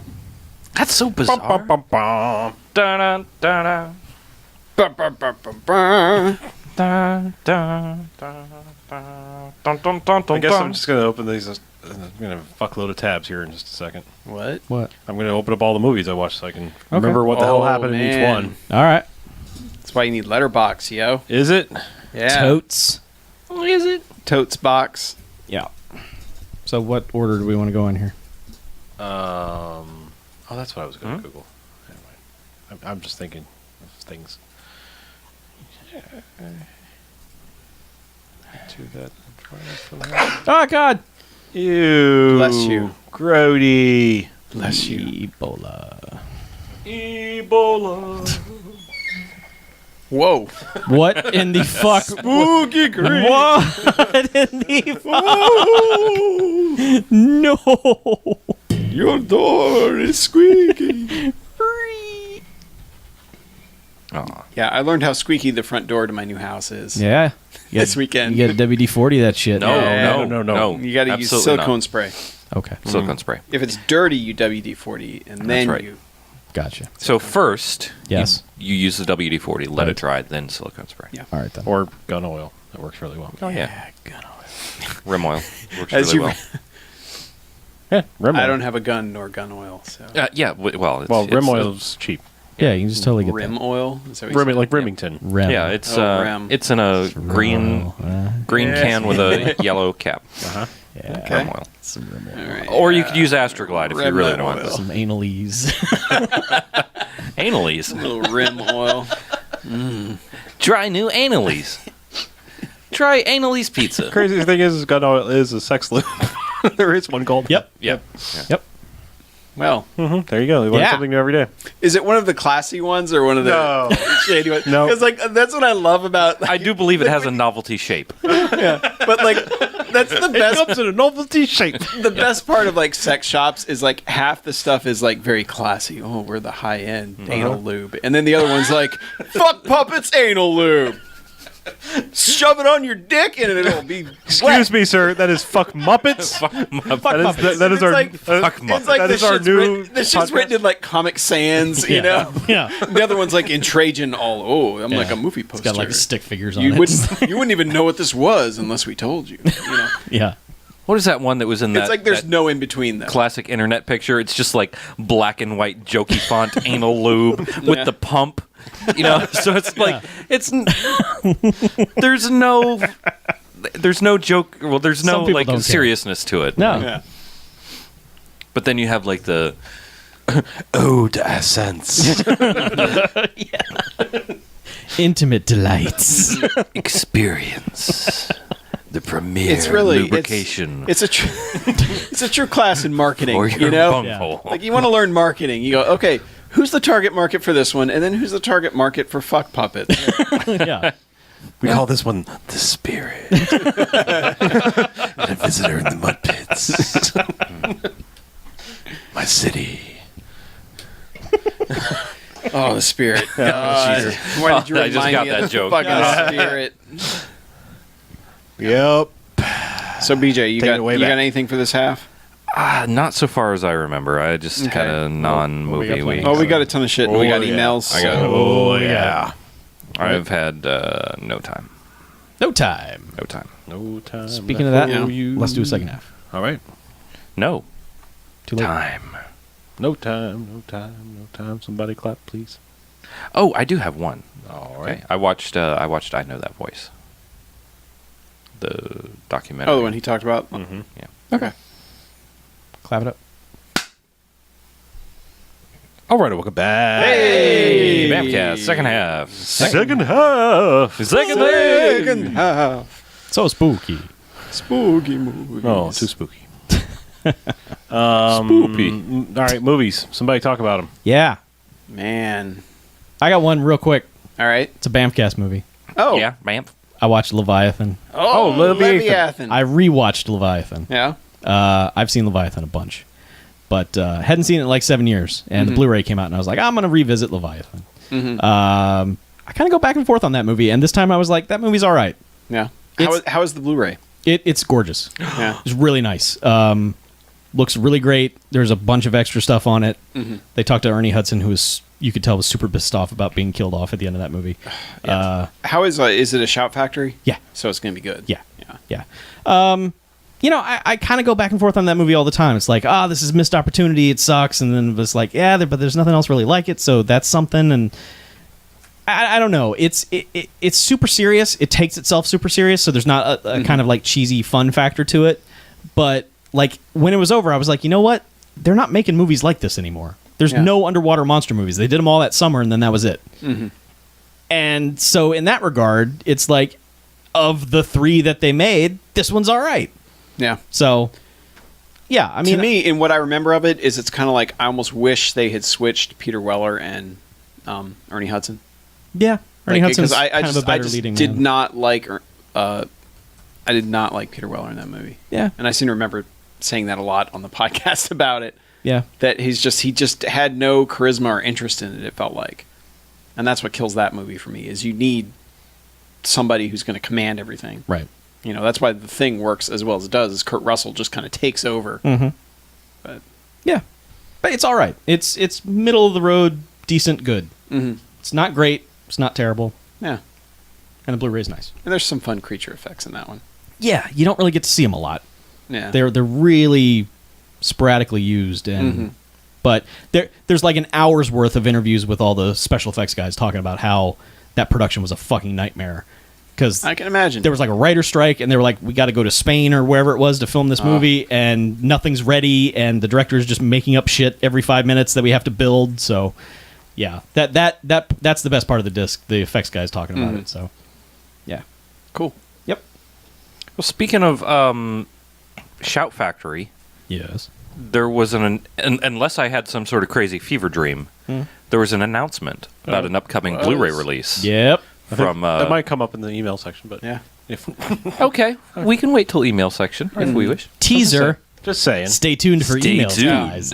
it's possible. Some breaking news. And while we're since we're going to skip that while we're on quick movies, I watched the I Know That Voice documentary, which I believe Harlow was speaking about at some point in the past, because I don't remember things. I really liked that. It was a little bit less, sort of less involved in the process and more involved in the people, which is not a bad thing, but it wasn't exactly what I was expecting. But they cover a lot of things that a lot of people don't know about that industry, and it's good to put faces to the voices, and it's if you're at all interested in the sort of voice acting industry and how much more difficult it is than it seems to make it seem not difficult, and just how talented some of these people are. It's a good watch. It's fairly quick as well. So give it a watch. It's on Netflix. That is all. Cool. Excellent. It's my best review So- of anything ever. Speaking of something on Netflix, Yeah. First 3 Scream movies are on Netflix. Hey, Oh, yeah? how about that? Yeah. So I ended up watching all 4 Scream movies. And I think Chuck ended up watching all 4 Scream movies as well. I did. Yeah. Last minute, I was like, Mackie's doing it. I'm going to do it. Yeah. It felt like it was time for a revisit. Yeah, it did. Because I had not seen 4. Mm-hmm. I hadn't seen any of them basically since the 2000s, I believe. Or like late 90s when they came out. Mhm. And I guess the Scream 3 had come out in 2000. But, yeah. I like Scream even more than I originally liked it. I will agree with that. I think that is a really, really well-structured whodunit that's not really a horror movie, but it has horror movie stuff in it. But I think that's way more of a whodunit murder mystery than an actual horror film. You know, aside from that first opening scene, which is still, like, the best scene in that movie. Like, that movie starts with the best scene in it, and it's just that the whole Drew Barrymore thing is pretty much flawless. Yeah. Like, it's amazing filmmaking. And then the rest of the movie, just... I can't think of many movies I know of that use red herrings better than that movie. It does embrace the red herrings. Yeah. Like, Henry Winkler, like, and the sound design in that, too, is so good. Like, the sound design in that movie is, like, stabbing sounds like the worst possible thing that can happen to you. It's a weird splooshy, crunchy sound. It's Yeah. like stabbing a paint can full of just Jello mush. I want to know what sound effect they use for Henry Winkler's scissors when he's cutting up the mask and he's like Oh, yeah. disciplining the 2 kids because Yeah. it's just like it's just like this horrifying sound. It's like, oh my god, you're like, it sounds like you're rubbing 2 machetes together or something. Kind of does. That's actually what it was. Yeah, Hey. wouldn't doubt it. Nobody rubs machete together. Yeah, I liked. I this was the first time I could ever say I liked Scream. Scream has always been a movie that bugged the shit out of me. I think having put about 10 years between viewings and going back and watching it, I still think the twist is bullshit. But I give that movie a lot of credit. I give it credit for that opening scene because I think it's really well done.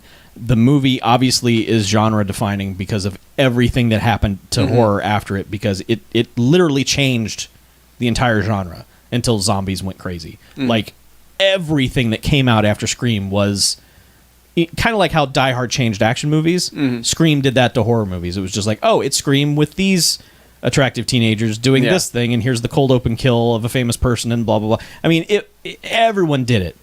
Most of them were written by Kevin Williamson. It's just it was just a factory at that time.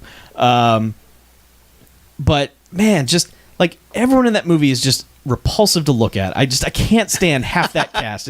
Matthew Lillard and Skeet Ulrich, who hadn't grown into his face yet, and Jamie Kennedy. I just want to throw them all into a volcano. I can't. Anytime they would show up on camera, I was just like, good Lord, just get on with this. And I was impressed What do those poor people do to you? They're just, I don't like looking at them. It's all right. Ugh.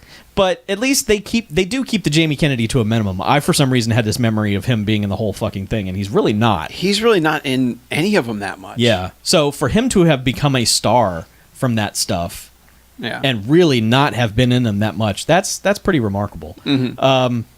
Yeah, and for some reason, Henry Winkler just really tickled me this time for some reason. Like, he makes an announcement at one point where he starts it by saying, "Remember, your principal loves you." Yep. And then goes on to do his announcements. I'm like, well, that's odd. He has this weird relationship with the kids. It's never really fully fleshed out, but it's hinted at that it's kind of weird and creepy and gross. And that, for some reason, amused the hell out of me. So, yeah, I can give Scream a lot of credit. Yeah. Finally.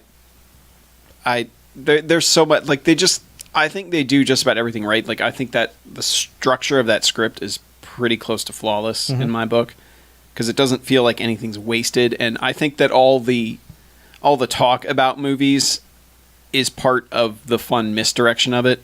Like, it becomes too easy. Like, it's strangely timed because the flow of the movie leads you to go, okay, it's going to be this guy. And then they point out, yeah, everybody probably thinks it's this guy because that's the way it works. Yeah. And then you're like, well, then it's probably not that guy. You know, like, it seems to fun, like, and 4 works a lot that way too, in similar ways, where it's like, it gets you to that point, it strings you along here, and then it's like, yeah, are you sure about that? You know, like, consciously reminds you, and I think that's why I don't mind the self-referentialness of it. You know, I mean, it goes a little too far near the end, especially when they're, you know, when they get into the whole motivation for why everything's happening. Right. But God, when I had forgotten that they give the moment where Sydney gets to talk on the phone with the killer, and the killer doesn't know where she is, and that was like the most cathartic moment in that movie for me. I was like, "Fuck yes!" You know, just like getting to tell these fuckers off. Yeah. Is just fantastic. But yeah, and I like that. Even though you don't know the killer's motivation, there are enough hints to see who it is. I can agree. Going back and watching it, knowing what I knew, yeah. Whereas, and that's the problem with the later ones. Yeah, I think, especially 2. Talking about 2. 2 has the 2 best scenes in the series. Is the car crash scene where they have to climb out of the back seat is so fucking good. Yep. And then the sound booth scene is almost as good. But they play so well. Yeah. I just remember, okay, it's weird about the first one how especially noticeable it is now how shoehorned David Arquette's survival at the very end of that movie is. Oh yeah, he was supposed to die. Yeah, how you can very tell they were like, oh, people liked him, let's put him back in there. Yeah. How like no one else acknowledges it. It's weird how that happens. I remember in the theater when he got stabbed in the first one, people were like, oh man, and that was the only time anyone gave a shit about anyone that died. In the second one, that sound booth scene, I thought people were gonna fucking riot. I was at that movie opening night, and I thought people were going to lose their goddamn minds when that happened. They were so angry. I've never seen people so attached to a character before in these things to not want to see them die. That's fascinating to me. And the way that crowd reacted was just made that movie a lot more fun. I love 2. I think 2's really... I like 2's fantastic. I used to say 2 is the best one, and I don't think that... It's the second best one. Only because of that ending. But I think 2 as a horror movie is much better. Yeah. Like there's much more suspense, the setups are better. And in my theater, the whole Randy thing was when people were like, what the fuck? like people right. could not believe that had just happened. Yeah. Yeah.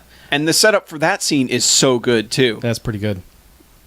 You know, like the probably 3 of the best scenes in the series are in that movie. 2 for me seems just so well thought out. Like everything, even like the whole backstory motivate, like it doesn't feel like a cheap sequel at all. It really feels like it was almost made, like they had it in mind already. Like the whole arc with Cotton is genius to me, and how they use that character throughout to really kind of distract you and make you wonder what exactly his whole motivation is. Because on the surface, he's acting like, you know, kind of a just sort of a like publicity hound nerdy guy, but the movie is telling you, no, that guy is up to something. Yeah.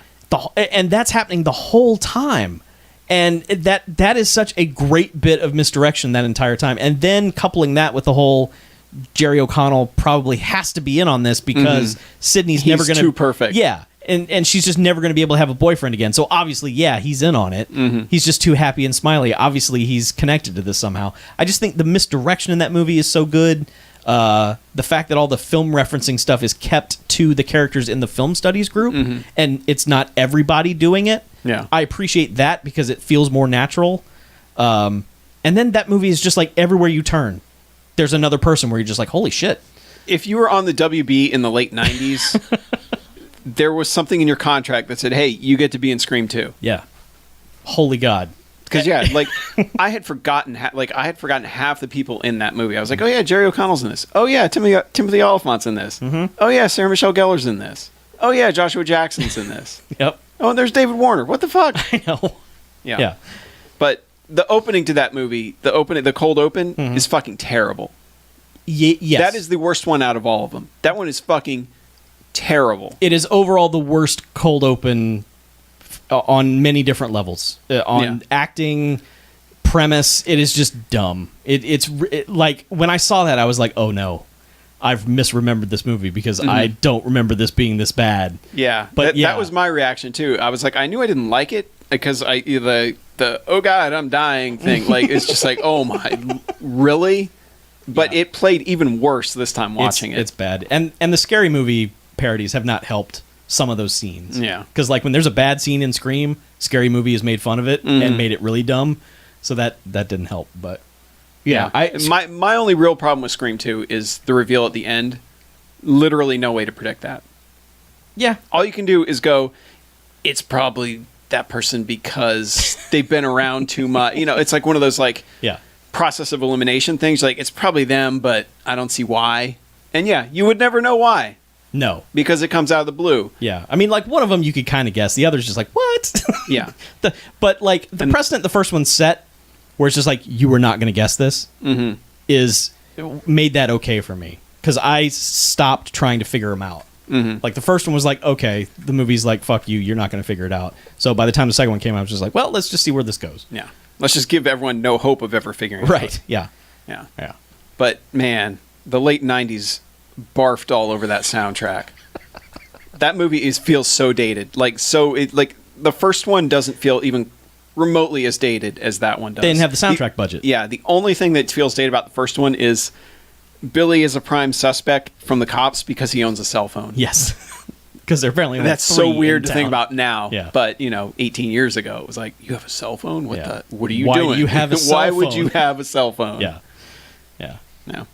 But I think the somewhat indie nature of the original one soundtrack helped it because indie songs have a longer shelf life. Oh, absolutely, than yeah. pop songs. Because they're not. I mean, having Nick trendy, Cave be a prominent song, and it's like, okay, well, that holds up. Yeah, and I kind of like that they're playing that song in the theater at the Yeah. beginning of Scream 2. Like that has become the Scream the stab song or whatever. So, Scream 3. Scream 3 is terrible. That movie can fuck right off. Yeah. I've never turned on a franchise so hard. I had forgotten almost everything in that movie, and it's because everyone is either filler or unlikable throughout. Yeah. And it never feels like the main characters are in any danger. No. Until the very, very, very end. Yeah. And the physical confrontation at the very end is the only thing that got me like, okay, like there's a weird, like Wes Craven seems to understand how much to let your main character get beat up, but also how much to let them fight back enough to give hope. Because, I don't like when, even in like action movies or whatever, where your invincible main guy is suddenly just getting his ass kicked and is never fighting back at any point. Like the Scream movies never fall into that, which is good. Like I like throughout that the killer kind of gets his ass kicked. Yeah. Throughout that movie, the only problem is they never get bruises or you're never like, oh. Yeah. Only the car crash one is the only thing that kind of shows any of that. That has a lingering effect. Yeah, that's the only one. Otherwise, everyone's like, I'm not bruised. You didn't kick me in the face. Yeah. Yeah.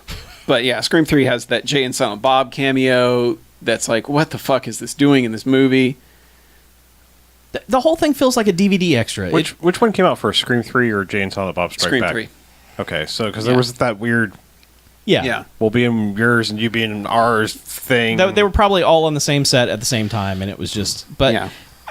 I know, it doesn't make it right. I'm No. just, yeah. But yeah, that was the trend at the time, was just like, let's cross all these streams, which you don't do. Scream 3, I mean... The opening sequence is fine from like a filmmaking standpoint. I think Kinda.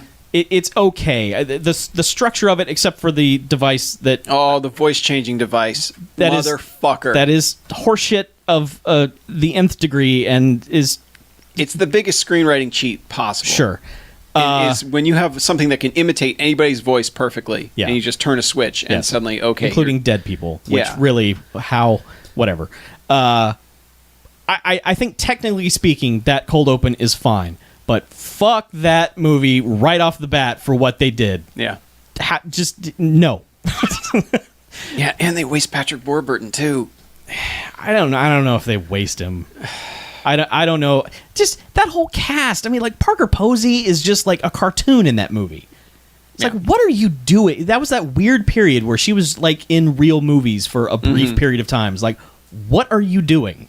Yeah. And she's just running around like a cartoon, just like, wah! It's like, no one in this movie is, I mean, yeah.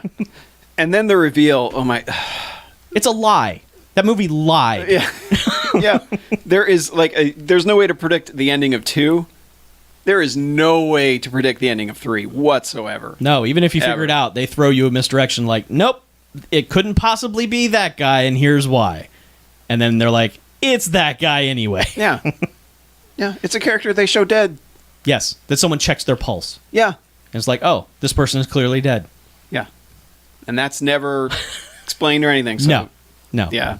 Fuck that movie. Yeah. I do like, there's one clever bit in the end of that movie that kind of wins me over just a touch, and it's when he throws the knife at Dewey, and instead of it stabbing him, it hits him in the head on the blunt end of the knife. Yeah. I think that's great. Because that could theoretically happen. Every time someone throws a knife in a movie, it always kills them. Yeah. This is just a great, 50-50 chance it hit him in the head on the blunt end. Haha. So... Yeah, the weird thing about Dewey throughout these is the first movie, I think, is incredibly underrated for how good he is in that movie. He's the best character Like, in people, that movie. People think of David Arquette and they think that he's got this goofy, weird thing going on. But I think it really, in that first movie, it works exactly for that character. Yeah. As each movie goes on, it feels like he's doing some impersonation of the character from the previous movie. Well, yeah, because what was happening was, at the time, David Arquette was a goofball. Yeah. But he kind of tried to become a more serious actor as time went on. Unfortunately, the character is still supposed to be kind of a goofball. So he's trying to imitate himself at a younger age being goofy. And he'd matured past that. So it's odd to watch. So, Yeah. yes, fuck Scream 3. And then that plays on that Creed song in the end. Fuck you. Just fuck right off. Yeah, and then Scream 4. Yeah. First time seeing Scream 4. Mine too.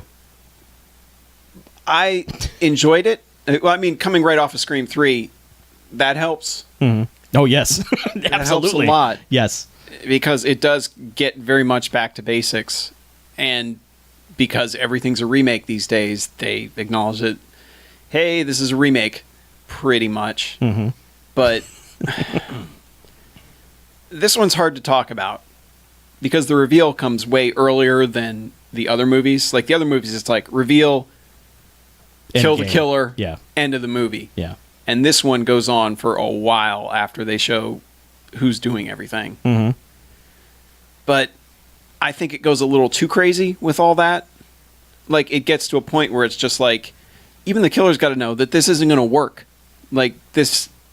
Yeah. You can't magic this away anymore, like... Yeah, just put your arms up. You're done. Yeah, Surrender. yeah. It's over. Yeah.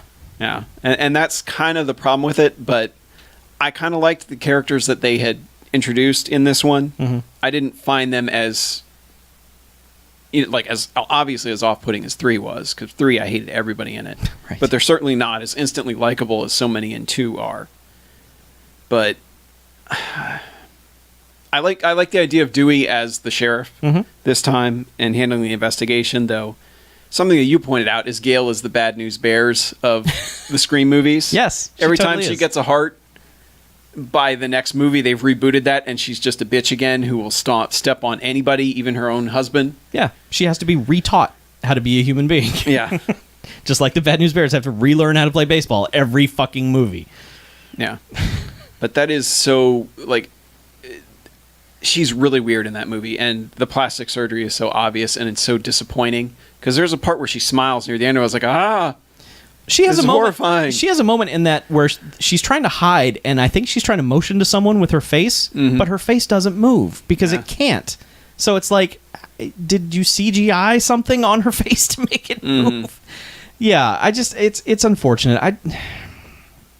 I didn't care for Scream 4 that much. I didn't hate it. I just, it felt wholly unnecessary to me. Like, for everyone to be involved with it, like for Kevin Williamson to want to write it, to Wes Craven to want to direct it, to the surviving cast wanting to come back and do it, I was thinking, man, this better be just a bang-up idea. This just better be like, man, we picked out these little details in the first 3 movies, and we're just gonna blow it wide open. It's all it's gonna blow your mind. And it was just like, this could kind of be anything.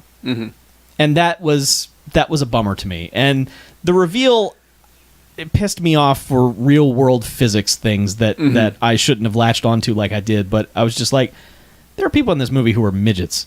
And I was just ruling them out based on like real world height. I was just like, nah, these people, it's obviously not these people. They're midgets. Mm-hmm. I was wrong. It's dumb. Yeah. So, yeah. But I enjoyed it more than you did. I think they used the red herrings best since the first one. Mm-hmm. I think that the reveal doesn't come as a total surprise, though the motivations are somewhat surprising, but I think that's the most interesting part, and it's kind of sad that it gets brushed away pretty quickly right after that to just be like, all right, it's evil time. Well, yeah, it was almost like the motivation was like, oh, this movie has something to say. There's some social commentary here, and then it was just like, nope, murder time. Yeah, it was like, no, we just need to go crazy again. Yeah. So, yeah. But I still, I think it was worth watching. I think I enjoyed Scream 4. We'll see what I think later. But, man, that one scene with the cops is like, where did that come from? I remember, that was odd. That was really odd. Like, this is out of totally place. Doesn't fit with those movies. No, it doesn't. Yeah. So, but still. that's the Scream quadrilogy. And apparently MTV is making a Scream series now. Like a show. It's MTV, so it's not relevant at all. Yeah. To anything. Was gonna ever say. again. And not to us, but billions of kids will watch that shit. It's So the WCW. Yeah. Doesn't count. that's a thing. Nope. It totally happened. Yeah. And So. real quick, I watched Halloween after that. Rob Zombie's Halloween? No, Oh. the original John Carpenter good Halloween. Oh, yeah. I've never seen the remake, and I don't think I ever will. But Halloween for me works perfectly as its own little thing. Like it is. You get how influential it is when you watch it, and I had forgotten how many long takes are in that movie. Obviously there's the opening point of view thing. Yep. That, that in itself is so good because you're just waiting and waiting and waiting, waiting. And that's what that movie is. That movie's all about patience. Yep. That movie's all about this dread that builds from waiting for something to happen. Mm-hmm. And it's just like Michael Myers just standing in this, behind the station wagon, just staring at Jamie Lee Curtis. And you're like, ugh. Yeah. And it gets unbearable. I mean, it takes almost an hour before something starts to happen. And nowadays, they would never let that happen. Of course not. But that's why that movie's still really like good. Scream 4, a couple of the kills that are in there were added later because there were no kills for like half an hour. Right. And like nowadays, modern fucking producer would be like, you've gone like 30 pages in the script and it's just chicks talking about babysitting. Are you gonna fix that? Yeah. He's got to kill somebody, right? But yeah. And Donald Pleasance, man, that guy acted his blood pressure into that movie. Because every line he delivers is like, Yep. no, you don't understand. Yep. The guy is evil. The way that dude says evil is just the best thing. It's just, evil. Yeah, and then the look at the end is so great. And apparently it was like there were 2 takes they did, where one was him just like completely shocked, and the other one was him like, "Yep, I kind of figured that was going to happen." Yeah. And they went with the "Yep, I kind of figured that was going to happen" look. Yep. And it's so good. Yeah. Donald Pleasance, I mean, he's vastly underrated for what his career path was. Mm-hmm. I mean, he's so good in so many things. It's just usually the things he's in are terrible, but that dude elevates whatever he's in for the most part. Oh, yeah. Yeah, but that movie's still a classic. Still just... I love the patience of that and Alien. Those 2 movies, you realize just nothing happens for like an hour. Yeah. And it makes what happens afterwards so much better. I agree. But, yeah. So, Harlow. What? Now that we're done talking about we all these movies. monopolized the podcast for so long. but I watched the movies. I want to So hear contact about them. information. No. Tell us about your movies. I really don't know. What? It's been looking with time. It's our Halloween episode. Okay. Unless you want to go to bed. A little bit, but I watched the Final Destination series. All 5. Wow. There are 5 of those? There are 5 of those. Well, wait. There's 4 and then the Final Destination. That's 4. 4 is the Final Destination? The Final Destination It's is the number Fast 4. and the Furious. And then Final Then Final Destination 5. Two is the final for Destination. Okay. Finally. All right. I'm going to make it easier for you in a second. The original one is still a really good movie. Yes. That is a real movie that, of course, spawned 4 sequels, as is wont to do in a lot of horror movies. You have to have one good original movie. Yes. And then Can I something just to build interrupt on. you Sure. real quick because I don't really know that I know anything about Final Destination. Okay. Isn't like the conceit of the first one that you just can't escape death and you're going to die regardless? Yes. Okay. Death is going to get you. Yeah. The conceit is in every single movie, somebody yeah. is in a situation where some kind of tragedy is about to happen. They have a flash of it happening, and then they come out of it and it hasn't happened yet, and they're like, "Oh fuck, we have to get out of here." Mm-hmm. So there's always one person that's presented this vision of the very, very near future, usually like 2 minutes before it happens, and is like, we got to get the fuck out of here. Bad things are about to happen. So first one, it's a plane crash. Their kids are about to go to Paris for a field trip, and One kid flips out. yeah, and they all Devon have to go. Sawa, who disappeared off the face of the fucking planet, but Yeah, he did. but basically he has this vision and grabs his best friends, and a couple other people kind of come along because they're like, the fuck is wrong with this kid, and they all kind of get kicked off the plane. And and then basically it's basically just it's the sequel of the same thing, just keeps happening and happening with very little variation. So it kind of becomes like that Saw thing and Friday the 13th thing, where it's just like, all right, so what are they going to do this time? What are the crazy kills they're going to come up with this We time? have to get more elaborate. Yeah, and so you can't go into the series expecting something new. Because you're basically going to get more or less the same movie every single time. Yeah, and there are new casts in each one, right? Yes, I mean for the most part, yes. Yeah, for the most part. Yeah, because it's not like I won at the most of those movies. It's not like Right. Yeah, fuck you, Final death. I win. Destination's about Yeah, you're all gonna die. death is going to get you. Yeah. So the first one happens, and and they also figure out that not only is death going to get you, no matter what you do, you're also going to die in the order that you died in.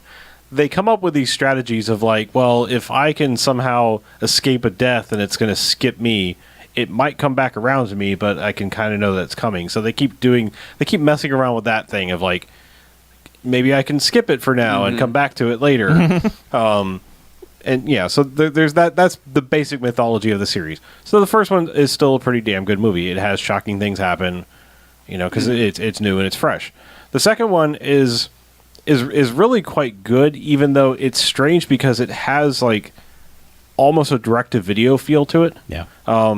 It's very strange because I don't think it is. It's No, just it's not. there's just Not something anymore. about the movie that is feels like a direct-to-video sequel. The title sequence is lame, and I don't know. It's mostly people you've not heard of. One character from the first one comes back. Actually, two. Tony Todd is this kind of thread that runs throughout the that's right, yeah. entire series in some way, shape, or form. It's kind of hinted at that maybe he is Death, but it's never really said. I mean, Yeah. he plays the coroner in the first one, and Right. kind of gives them spooky leads.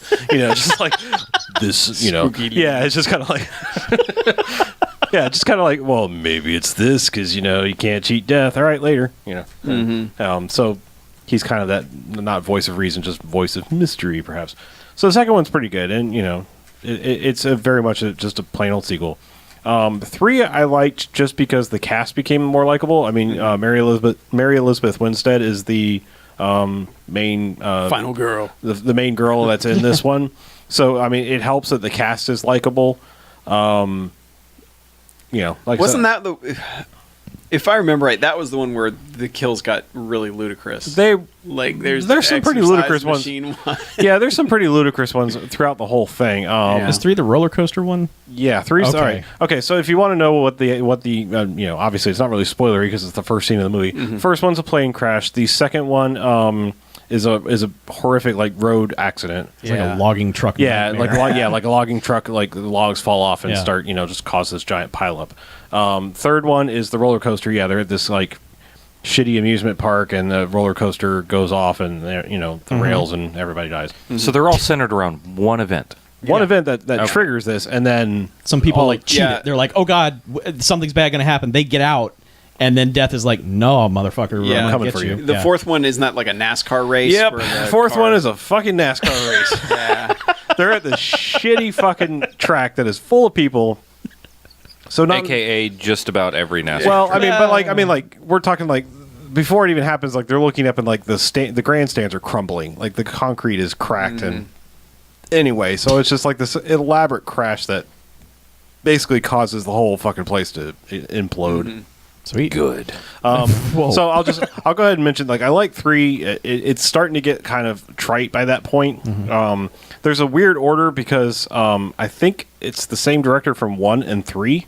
Like the guy came back for 3. Yeah. And then it was like a different person for 2 that may have come back for the 1. I can look real It was like fast. X-Files people involved in this. Maybe, yeah. No, yeah. 2 and 4 are the same director, which is weird because, like I said, Final Destination 2 and The Final Destination, which is 4, Yeah. is David R. Ellis, who's the guy that made like Snakes on a Plane and some other pretty Okay. good stuff. Like I said, I like 2, but there's like something off about it the whole time where it just has that like almost direct-to-video feel. Yeah. 3 is good because the cast is likable. 4 is by far the worst one, just straight out. I mean, it's got a couple of interesting things that happen here and there, but it is just uninteresting from the word go. Like just dull. Just like by that point, I was just like, I'm almost checked out of the series, and it's. But the funny thing is that it's the one that made the most money because it was the first 3D one. Oh, right. So everyone was like, "Oh, all the course. crazy kills! I got to go see that in 3D." And then Yeah. they kind of made the shittiest movie of all of them. That's usually. So let me get to 5 because I actually really, really liked 5. 5 is the accident is corporate team is like going on a retreat or something. And anyway, essentially they end up on a suspension bridge, and they're doing construction on the bridge, and something happens, and there's a bridge collapse. So that's the basic conceit. But like there are little things that by this time it's like it was good that they introduced some new things to the possibilities of what could happen because the guy who gets the vision actually saves his girlfriend. Yeah. Like he like gets her to like the part of the bridge that isn't going to collapse, and then gets killed himself. And so it's like, Spoiler alert. well, it's the first 5 minutes of the movie, but it's like he actually saves someone, and is like, so he realizes this at a certain point. He's like, wait, I saved you. You're not even on the list. Why are you even should get away from me, kind of thing. So like it's like a whole new thing of like you're probably safe because I okay. didn't see you die. Yeah. Whereas everyone else has always been like, I grabbed these people off and they were all going to die anyway. So it's kind of a twist, and I'm not going to give away the even bigger twist that's in it, but the cast is fairly likable. They bring up some new things, and I actually really ended up liking 5. Is there like universe building in this? Like maybe they're Kind of trying like to... they might go back to There's a series that's gonna happen on MTV. Oh, an MTV Final Yeah. Destination. They're sweet. it's possible. The Scream Final Finalist. Destination Hour. Finalist Destination. Yeah, Oh. it's just strange. Like I said, I was surprised that I liked 5 So as you much think as I you did. can final? Yeah, Yeah. Which of these is David Koechner in? that's 5. Okay. I just remember seeing him in the trailer and I was just like, man, that guy will do anything. Just throw $300 at and a script Yeah, at him. that and he'll director made Into the Storm, by the way. Which one's The Stephen guy Quayle? from 5. Just, Yeah. oh, yeah. All right, so I will also say not only were they pushing the boundaries of like, okay, we can't just do the same exact shit again. Like we might have to introduce some new things. 5 is the first time out of all the multitude of crazy kills that they've done where I was like, I am not fucking watching this. Oh. Really? This one is I hand in So front it's of the one eyes. of those things you see coming. And Oh, you're like, I'm not absolutely! Like, yeah. Well, one has know- that one with Sean William Scott and the train and like the piece of metal that's teetering. I remember in the theater, people were losing at the build for that. People yeah, were it's good. losing their minds at that. They were Yeah. just like, "Oh God!" Oh, this one as soon as you realize what's happening, you're like, fuck no! I can't believe you're about to do this. God damn it! Like for me anyway. I mean, it's my thing. It's Sure, just yeah. my personal. Like I was like, Well, and fuck. doesn't one of them has an amazing bus kill, if I remember right? That's one, I believe. Yeah. Oh yeah, that. I think that's the birth of the stealth bus. Really. Yeah. Stealth bus. God, that's man. I always joke about that. Yeah, I mean, if you're glutton for the Friday the 13th, like how's Jason going to murder somebody next? These are these picked up the that slack. So there's that. Like I said, and what 5 actually does, it's like they came to the table and were like, we could end the series. We got some ideas. This might be the end. I think it's the end. I don't know. You never know. Final. It must not have made Final enough money. 'cause Destination. it's Well, been no, like that's 4 4. years. 5 is the one I think is a good ending, but who knows? Okay. It doesn't have to be the ending. It's just like, you really tie the room together well here when it's. You want to stop here? But Yeah. Go ahead. I don't want to say anything else. I've seen 1 and 2. I need to see the rest of them. I was three, kind of like I said, 3 is held together simply by the cast. Yeah. Having Ramona Flowers in the lead. It's like I like you, and I like the friends you brought along. So I'm interested. And 4 is just almost skippable, really. Unless you want to see BMFcast alone, BMFcast alone, Krista Allen in it. Oh. But Get killed. yeah, get killed. Well, of course, it's Sure. fucking Final Destination. That's what I can't figure out is like why so many movies just, especially horror movies, just toss a bunch of unlikable characters together. Yeah. I can understand having like 1 or 2, so you're like, yeah, I hope that guy gets fucking killed. Yeah. But like, why make your cast unlikable? Yeah. Why not have people connect with your cast, and then when they kill, you're like, fuck. Yeah.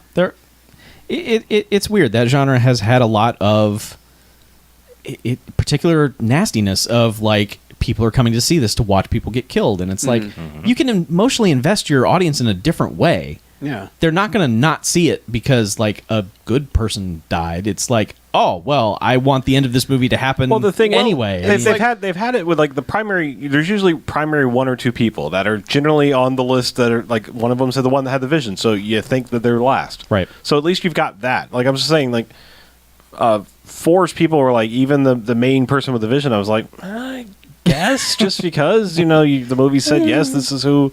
I believe it's a heroine in that one. I believe it's the girl that has the vision in that one because they flip flops. But so I mean, like, there's that, and like, I fine because the movie tells me to. I'm going to latch onto you, but like, just otherwise, kind of uninteresting. Like, because I mean, to the point that, like everyone in the movie is kind of hipsters. Like, they're at this NASCAR thing, and they're just like, ha ha, rednecks. We're here. We're going to drink just because fuck shit to do. Yeah. Like, I mean, they're just right off the bat. They're just like, nah, we're doing this because whatever. And everything else is like they're in it for some better reason. Yeah. They're just like, well, NASCAR. Yeah, I mean, that's like Chuck and I were talking about with Scream 2, like with the Randy and the Dewey scenes. You're just like, no. Yeah. And there's so much more of an effect when somebody you like gets killed gruesomely on a screen than when somebody you're like, Yeah. Fuck that guy. fuck rid of them. They suck. Yeah. Everyone who dies in 3, fuck all. I don't care. Just die. And that's why I'm Even totally the kid from the disinterested. Cosby Show. Yeah. And he's just like, he's the one who's like, no, fuck. No! His death is pretty good. Yeah. He's just like, man, Yeah. I knew it. Yeah. I knew I should not be here. I'm dead. Fuck. Yeah. He's the only one that was even vaguely likable, and that's because he was barely in it. Yeah, that's probably why. So Yeah. But yeah, so that's the series I watched. I need to watch those. I'd only ever Yeah. seen the first one. I believe. kind of. Yeah, I've seen 1 and 2. I've I've seen a lot of kill clips from those, but I love 1 so much, and then 2 came along. And I was like, I don't know. I think I like where There's this is going. there's a super meta thing. I think it's in 3. Yeah, I'm pretty sure it's in 3. There's a super like ultra meta joke sort of. If anyone catches it, I almost don't want to spoil it because I don't want to spoil the scene that it's in, but it has to do with the song that's playing. Yeah. There's a urban legend about the song that is really funny. Oh. Just given the scene that it's used in. There's always a song in every movie where, and this isn't that movie's song, but there's like in every single movie there's like an old timey song you wouldn't hear on the radio very often. Like it's Rocky Mountain High with the airplane, Right. And there's a different song like that keeps popping up, and they're like, oh god, I wouldn't hear this song, and it's death is coming, kind of thing. So it's not that song. So there's another song in the scene that in 3 that I want someone to write in and tell me they know what I'm talking about. Okay. all right. Got So- that email we teased? We got a bunch of them, but I'm only going to read 2 of them. Okay. And we'll save the rest for next week. So sorry, voicemails and other people. But first one is from Jay from California. Hi, Jay. Email is titled, and I will just say this entire email is all in caps. Okay. All right. Email's titled, holy fucking shit! Guys! Shout Factory announced Robot Jocks on Blu-ray for summer 2015. Oh, really? Except for my epic boner over this news. That's Well, cool, I guess. let's all wash our hands. Yeah. Yeah. I guess that's okay. Sure. I mean, I don't know, maybe. That's nice of them. I We'll guess. just announce it now. They have not tacked at us about a commentary track? Official Shout Factory can fuck off. Whoa, For not contacting us. Here's- For not contacting us No. for the No, commentary here's the track. deal. They got time. Yeah, it's time. The production time, long lead time. Long lead time. If I was going to start a letter writing campaign or something here, like, I mean, I have you're just like right off the suggestion. bat, fuck them. I mean, Yeah. I suggest we record one anyway. sure, just send it to them. Just here, this was our Or thing. just have it so like when the Just movie have comes it. out, people could. Yeah. Sync it up. all right. We can. I do think that. if any movie deserves that, I Why think not? we know what movie that is. BMF tracks. Watch it. Steady. But yeah, that's exciting news. That's Yeah, legally it's distinct from... BMFcastic. I don't know. I was trying to do cinematic Titanic. The other half of that close. little I puzzle. really look forward to what extras they're going to put on there. yeah. I'm really that's the part I'm most looking forward to. Obviously, it's going to be awesome to have that in an HD transfer. including speaker ripping. Holy fuck! Yes. Fucking robot Now, has that shots. ever been on like Sound. MGM HD or No. No, I don't think. streaming or anything in HD? I've There- never seen HD. There's never been an HD print that I have seen. So, Awesome. and I check MGM HD fairly free. They actually have a feature now where they debut a new HD transfer like every weekend. Nice. Because Bulletproof showed up in HD. So that's got to be coming, you guys. Because why the fuck else would they make an HD transfer of Bulletproof? Yeah. Not just for cable. It's not just for cable anymore. So, All right. yeah, that's good news. Yeah, it's pretty awesome. We are excited. Yes. I got no.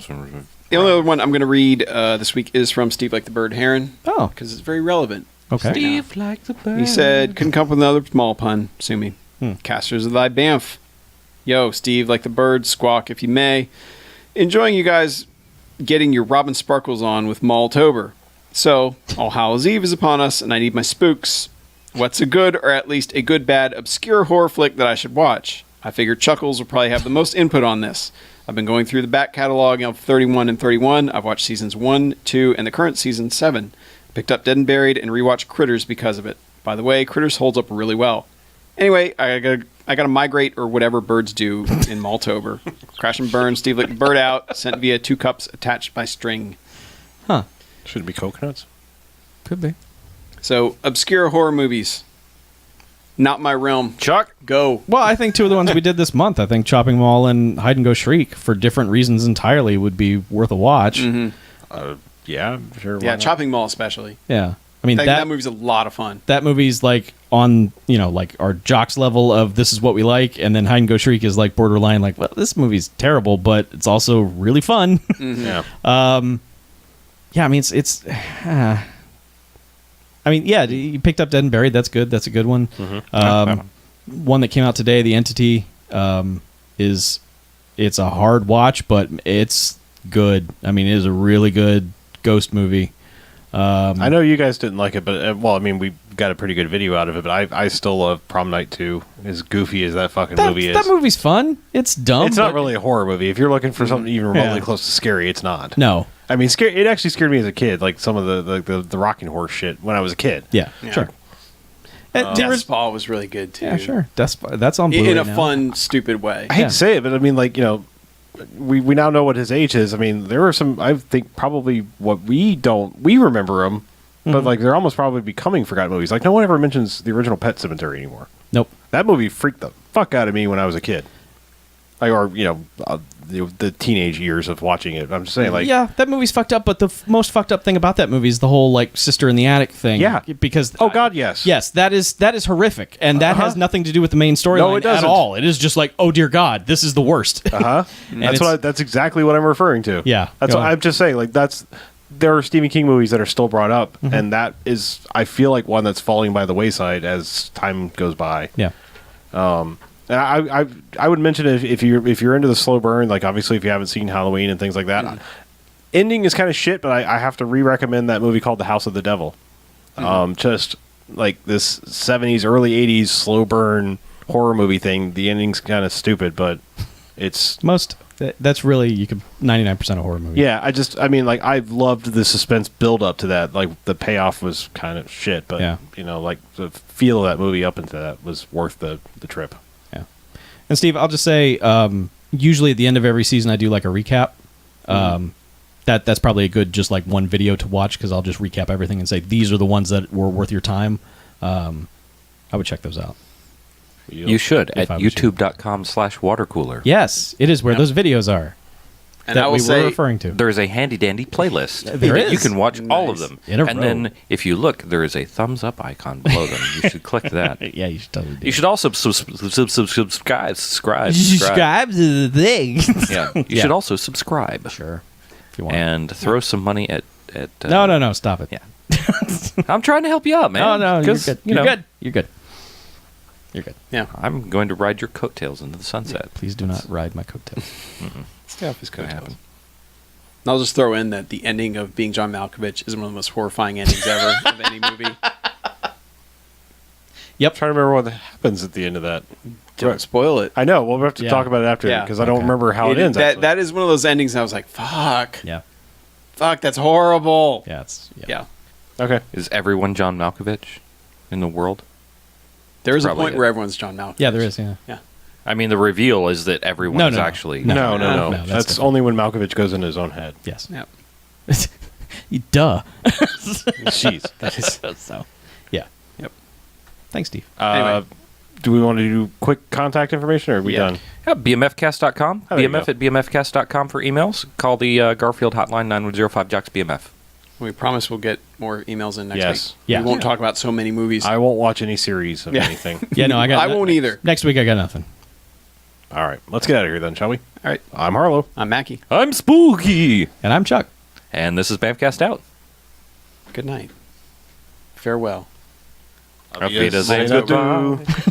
Maltober. I'm Spooky. Theme month in the can. We still have one more week of theme month, don't we? No.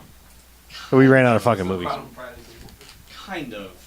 Honestly, I was going to flip it back around to Fridays, and I was like, it's a good excuse to not have to find another fucking mall movie. So we'll wait a couple weeks before we throw it back to Fridays? No, I'm Smart. just going to gradually ease it back over to Friday, the release date. So if it take 8 days Wow. to edit, then 9. We can't see anything. Hi. yeah. Oh. We all blew out our candles. You should probably stop that. Goodbye. Bye, internet. So long. Oh god, you're freaking out the internet. I know. Let's have a say. I'm coming for you all.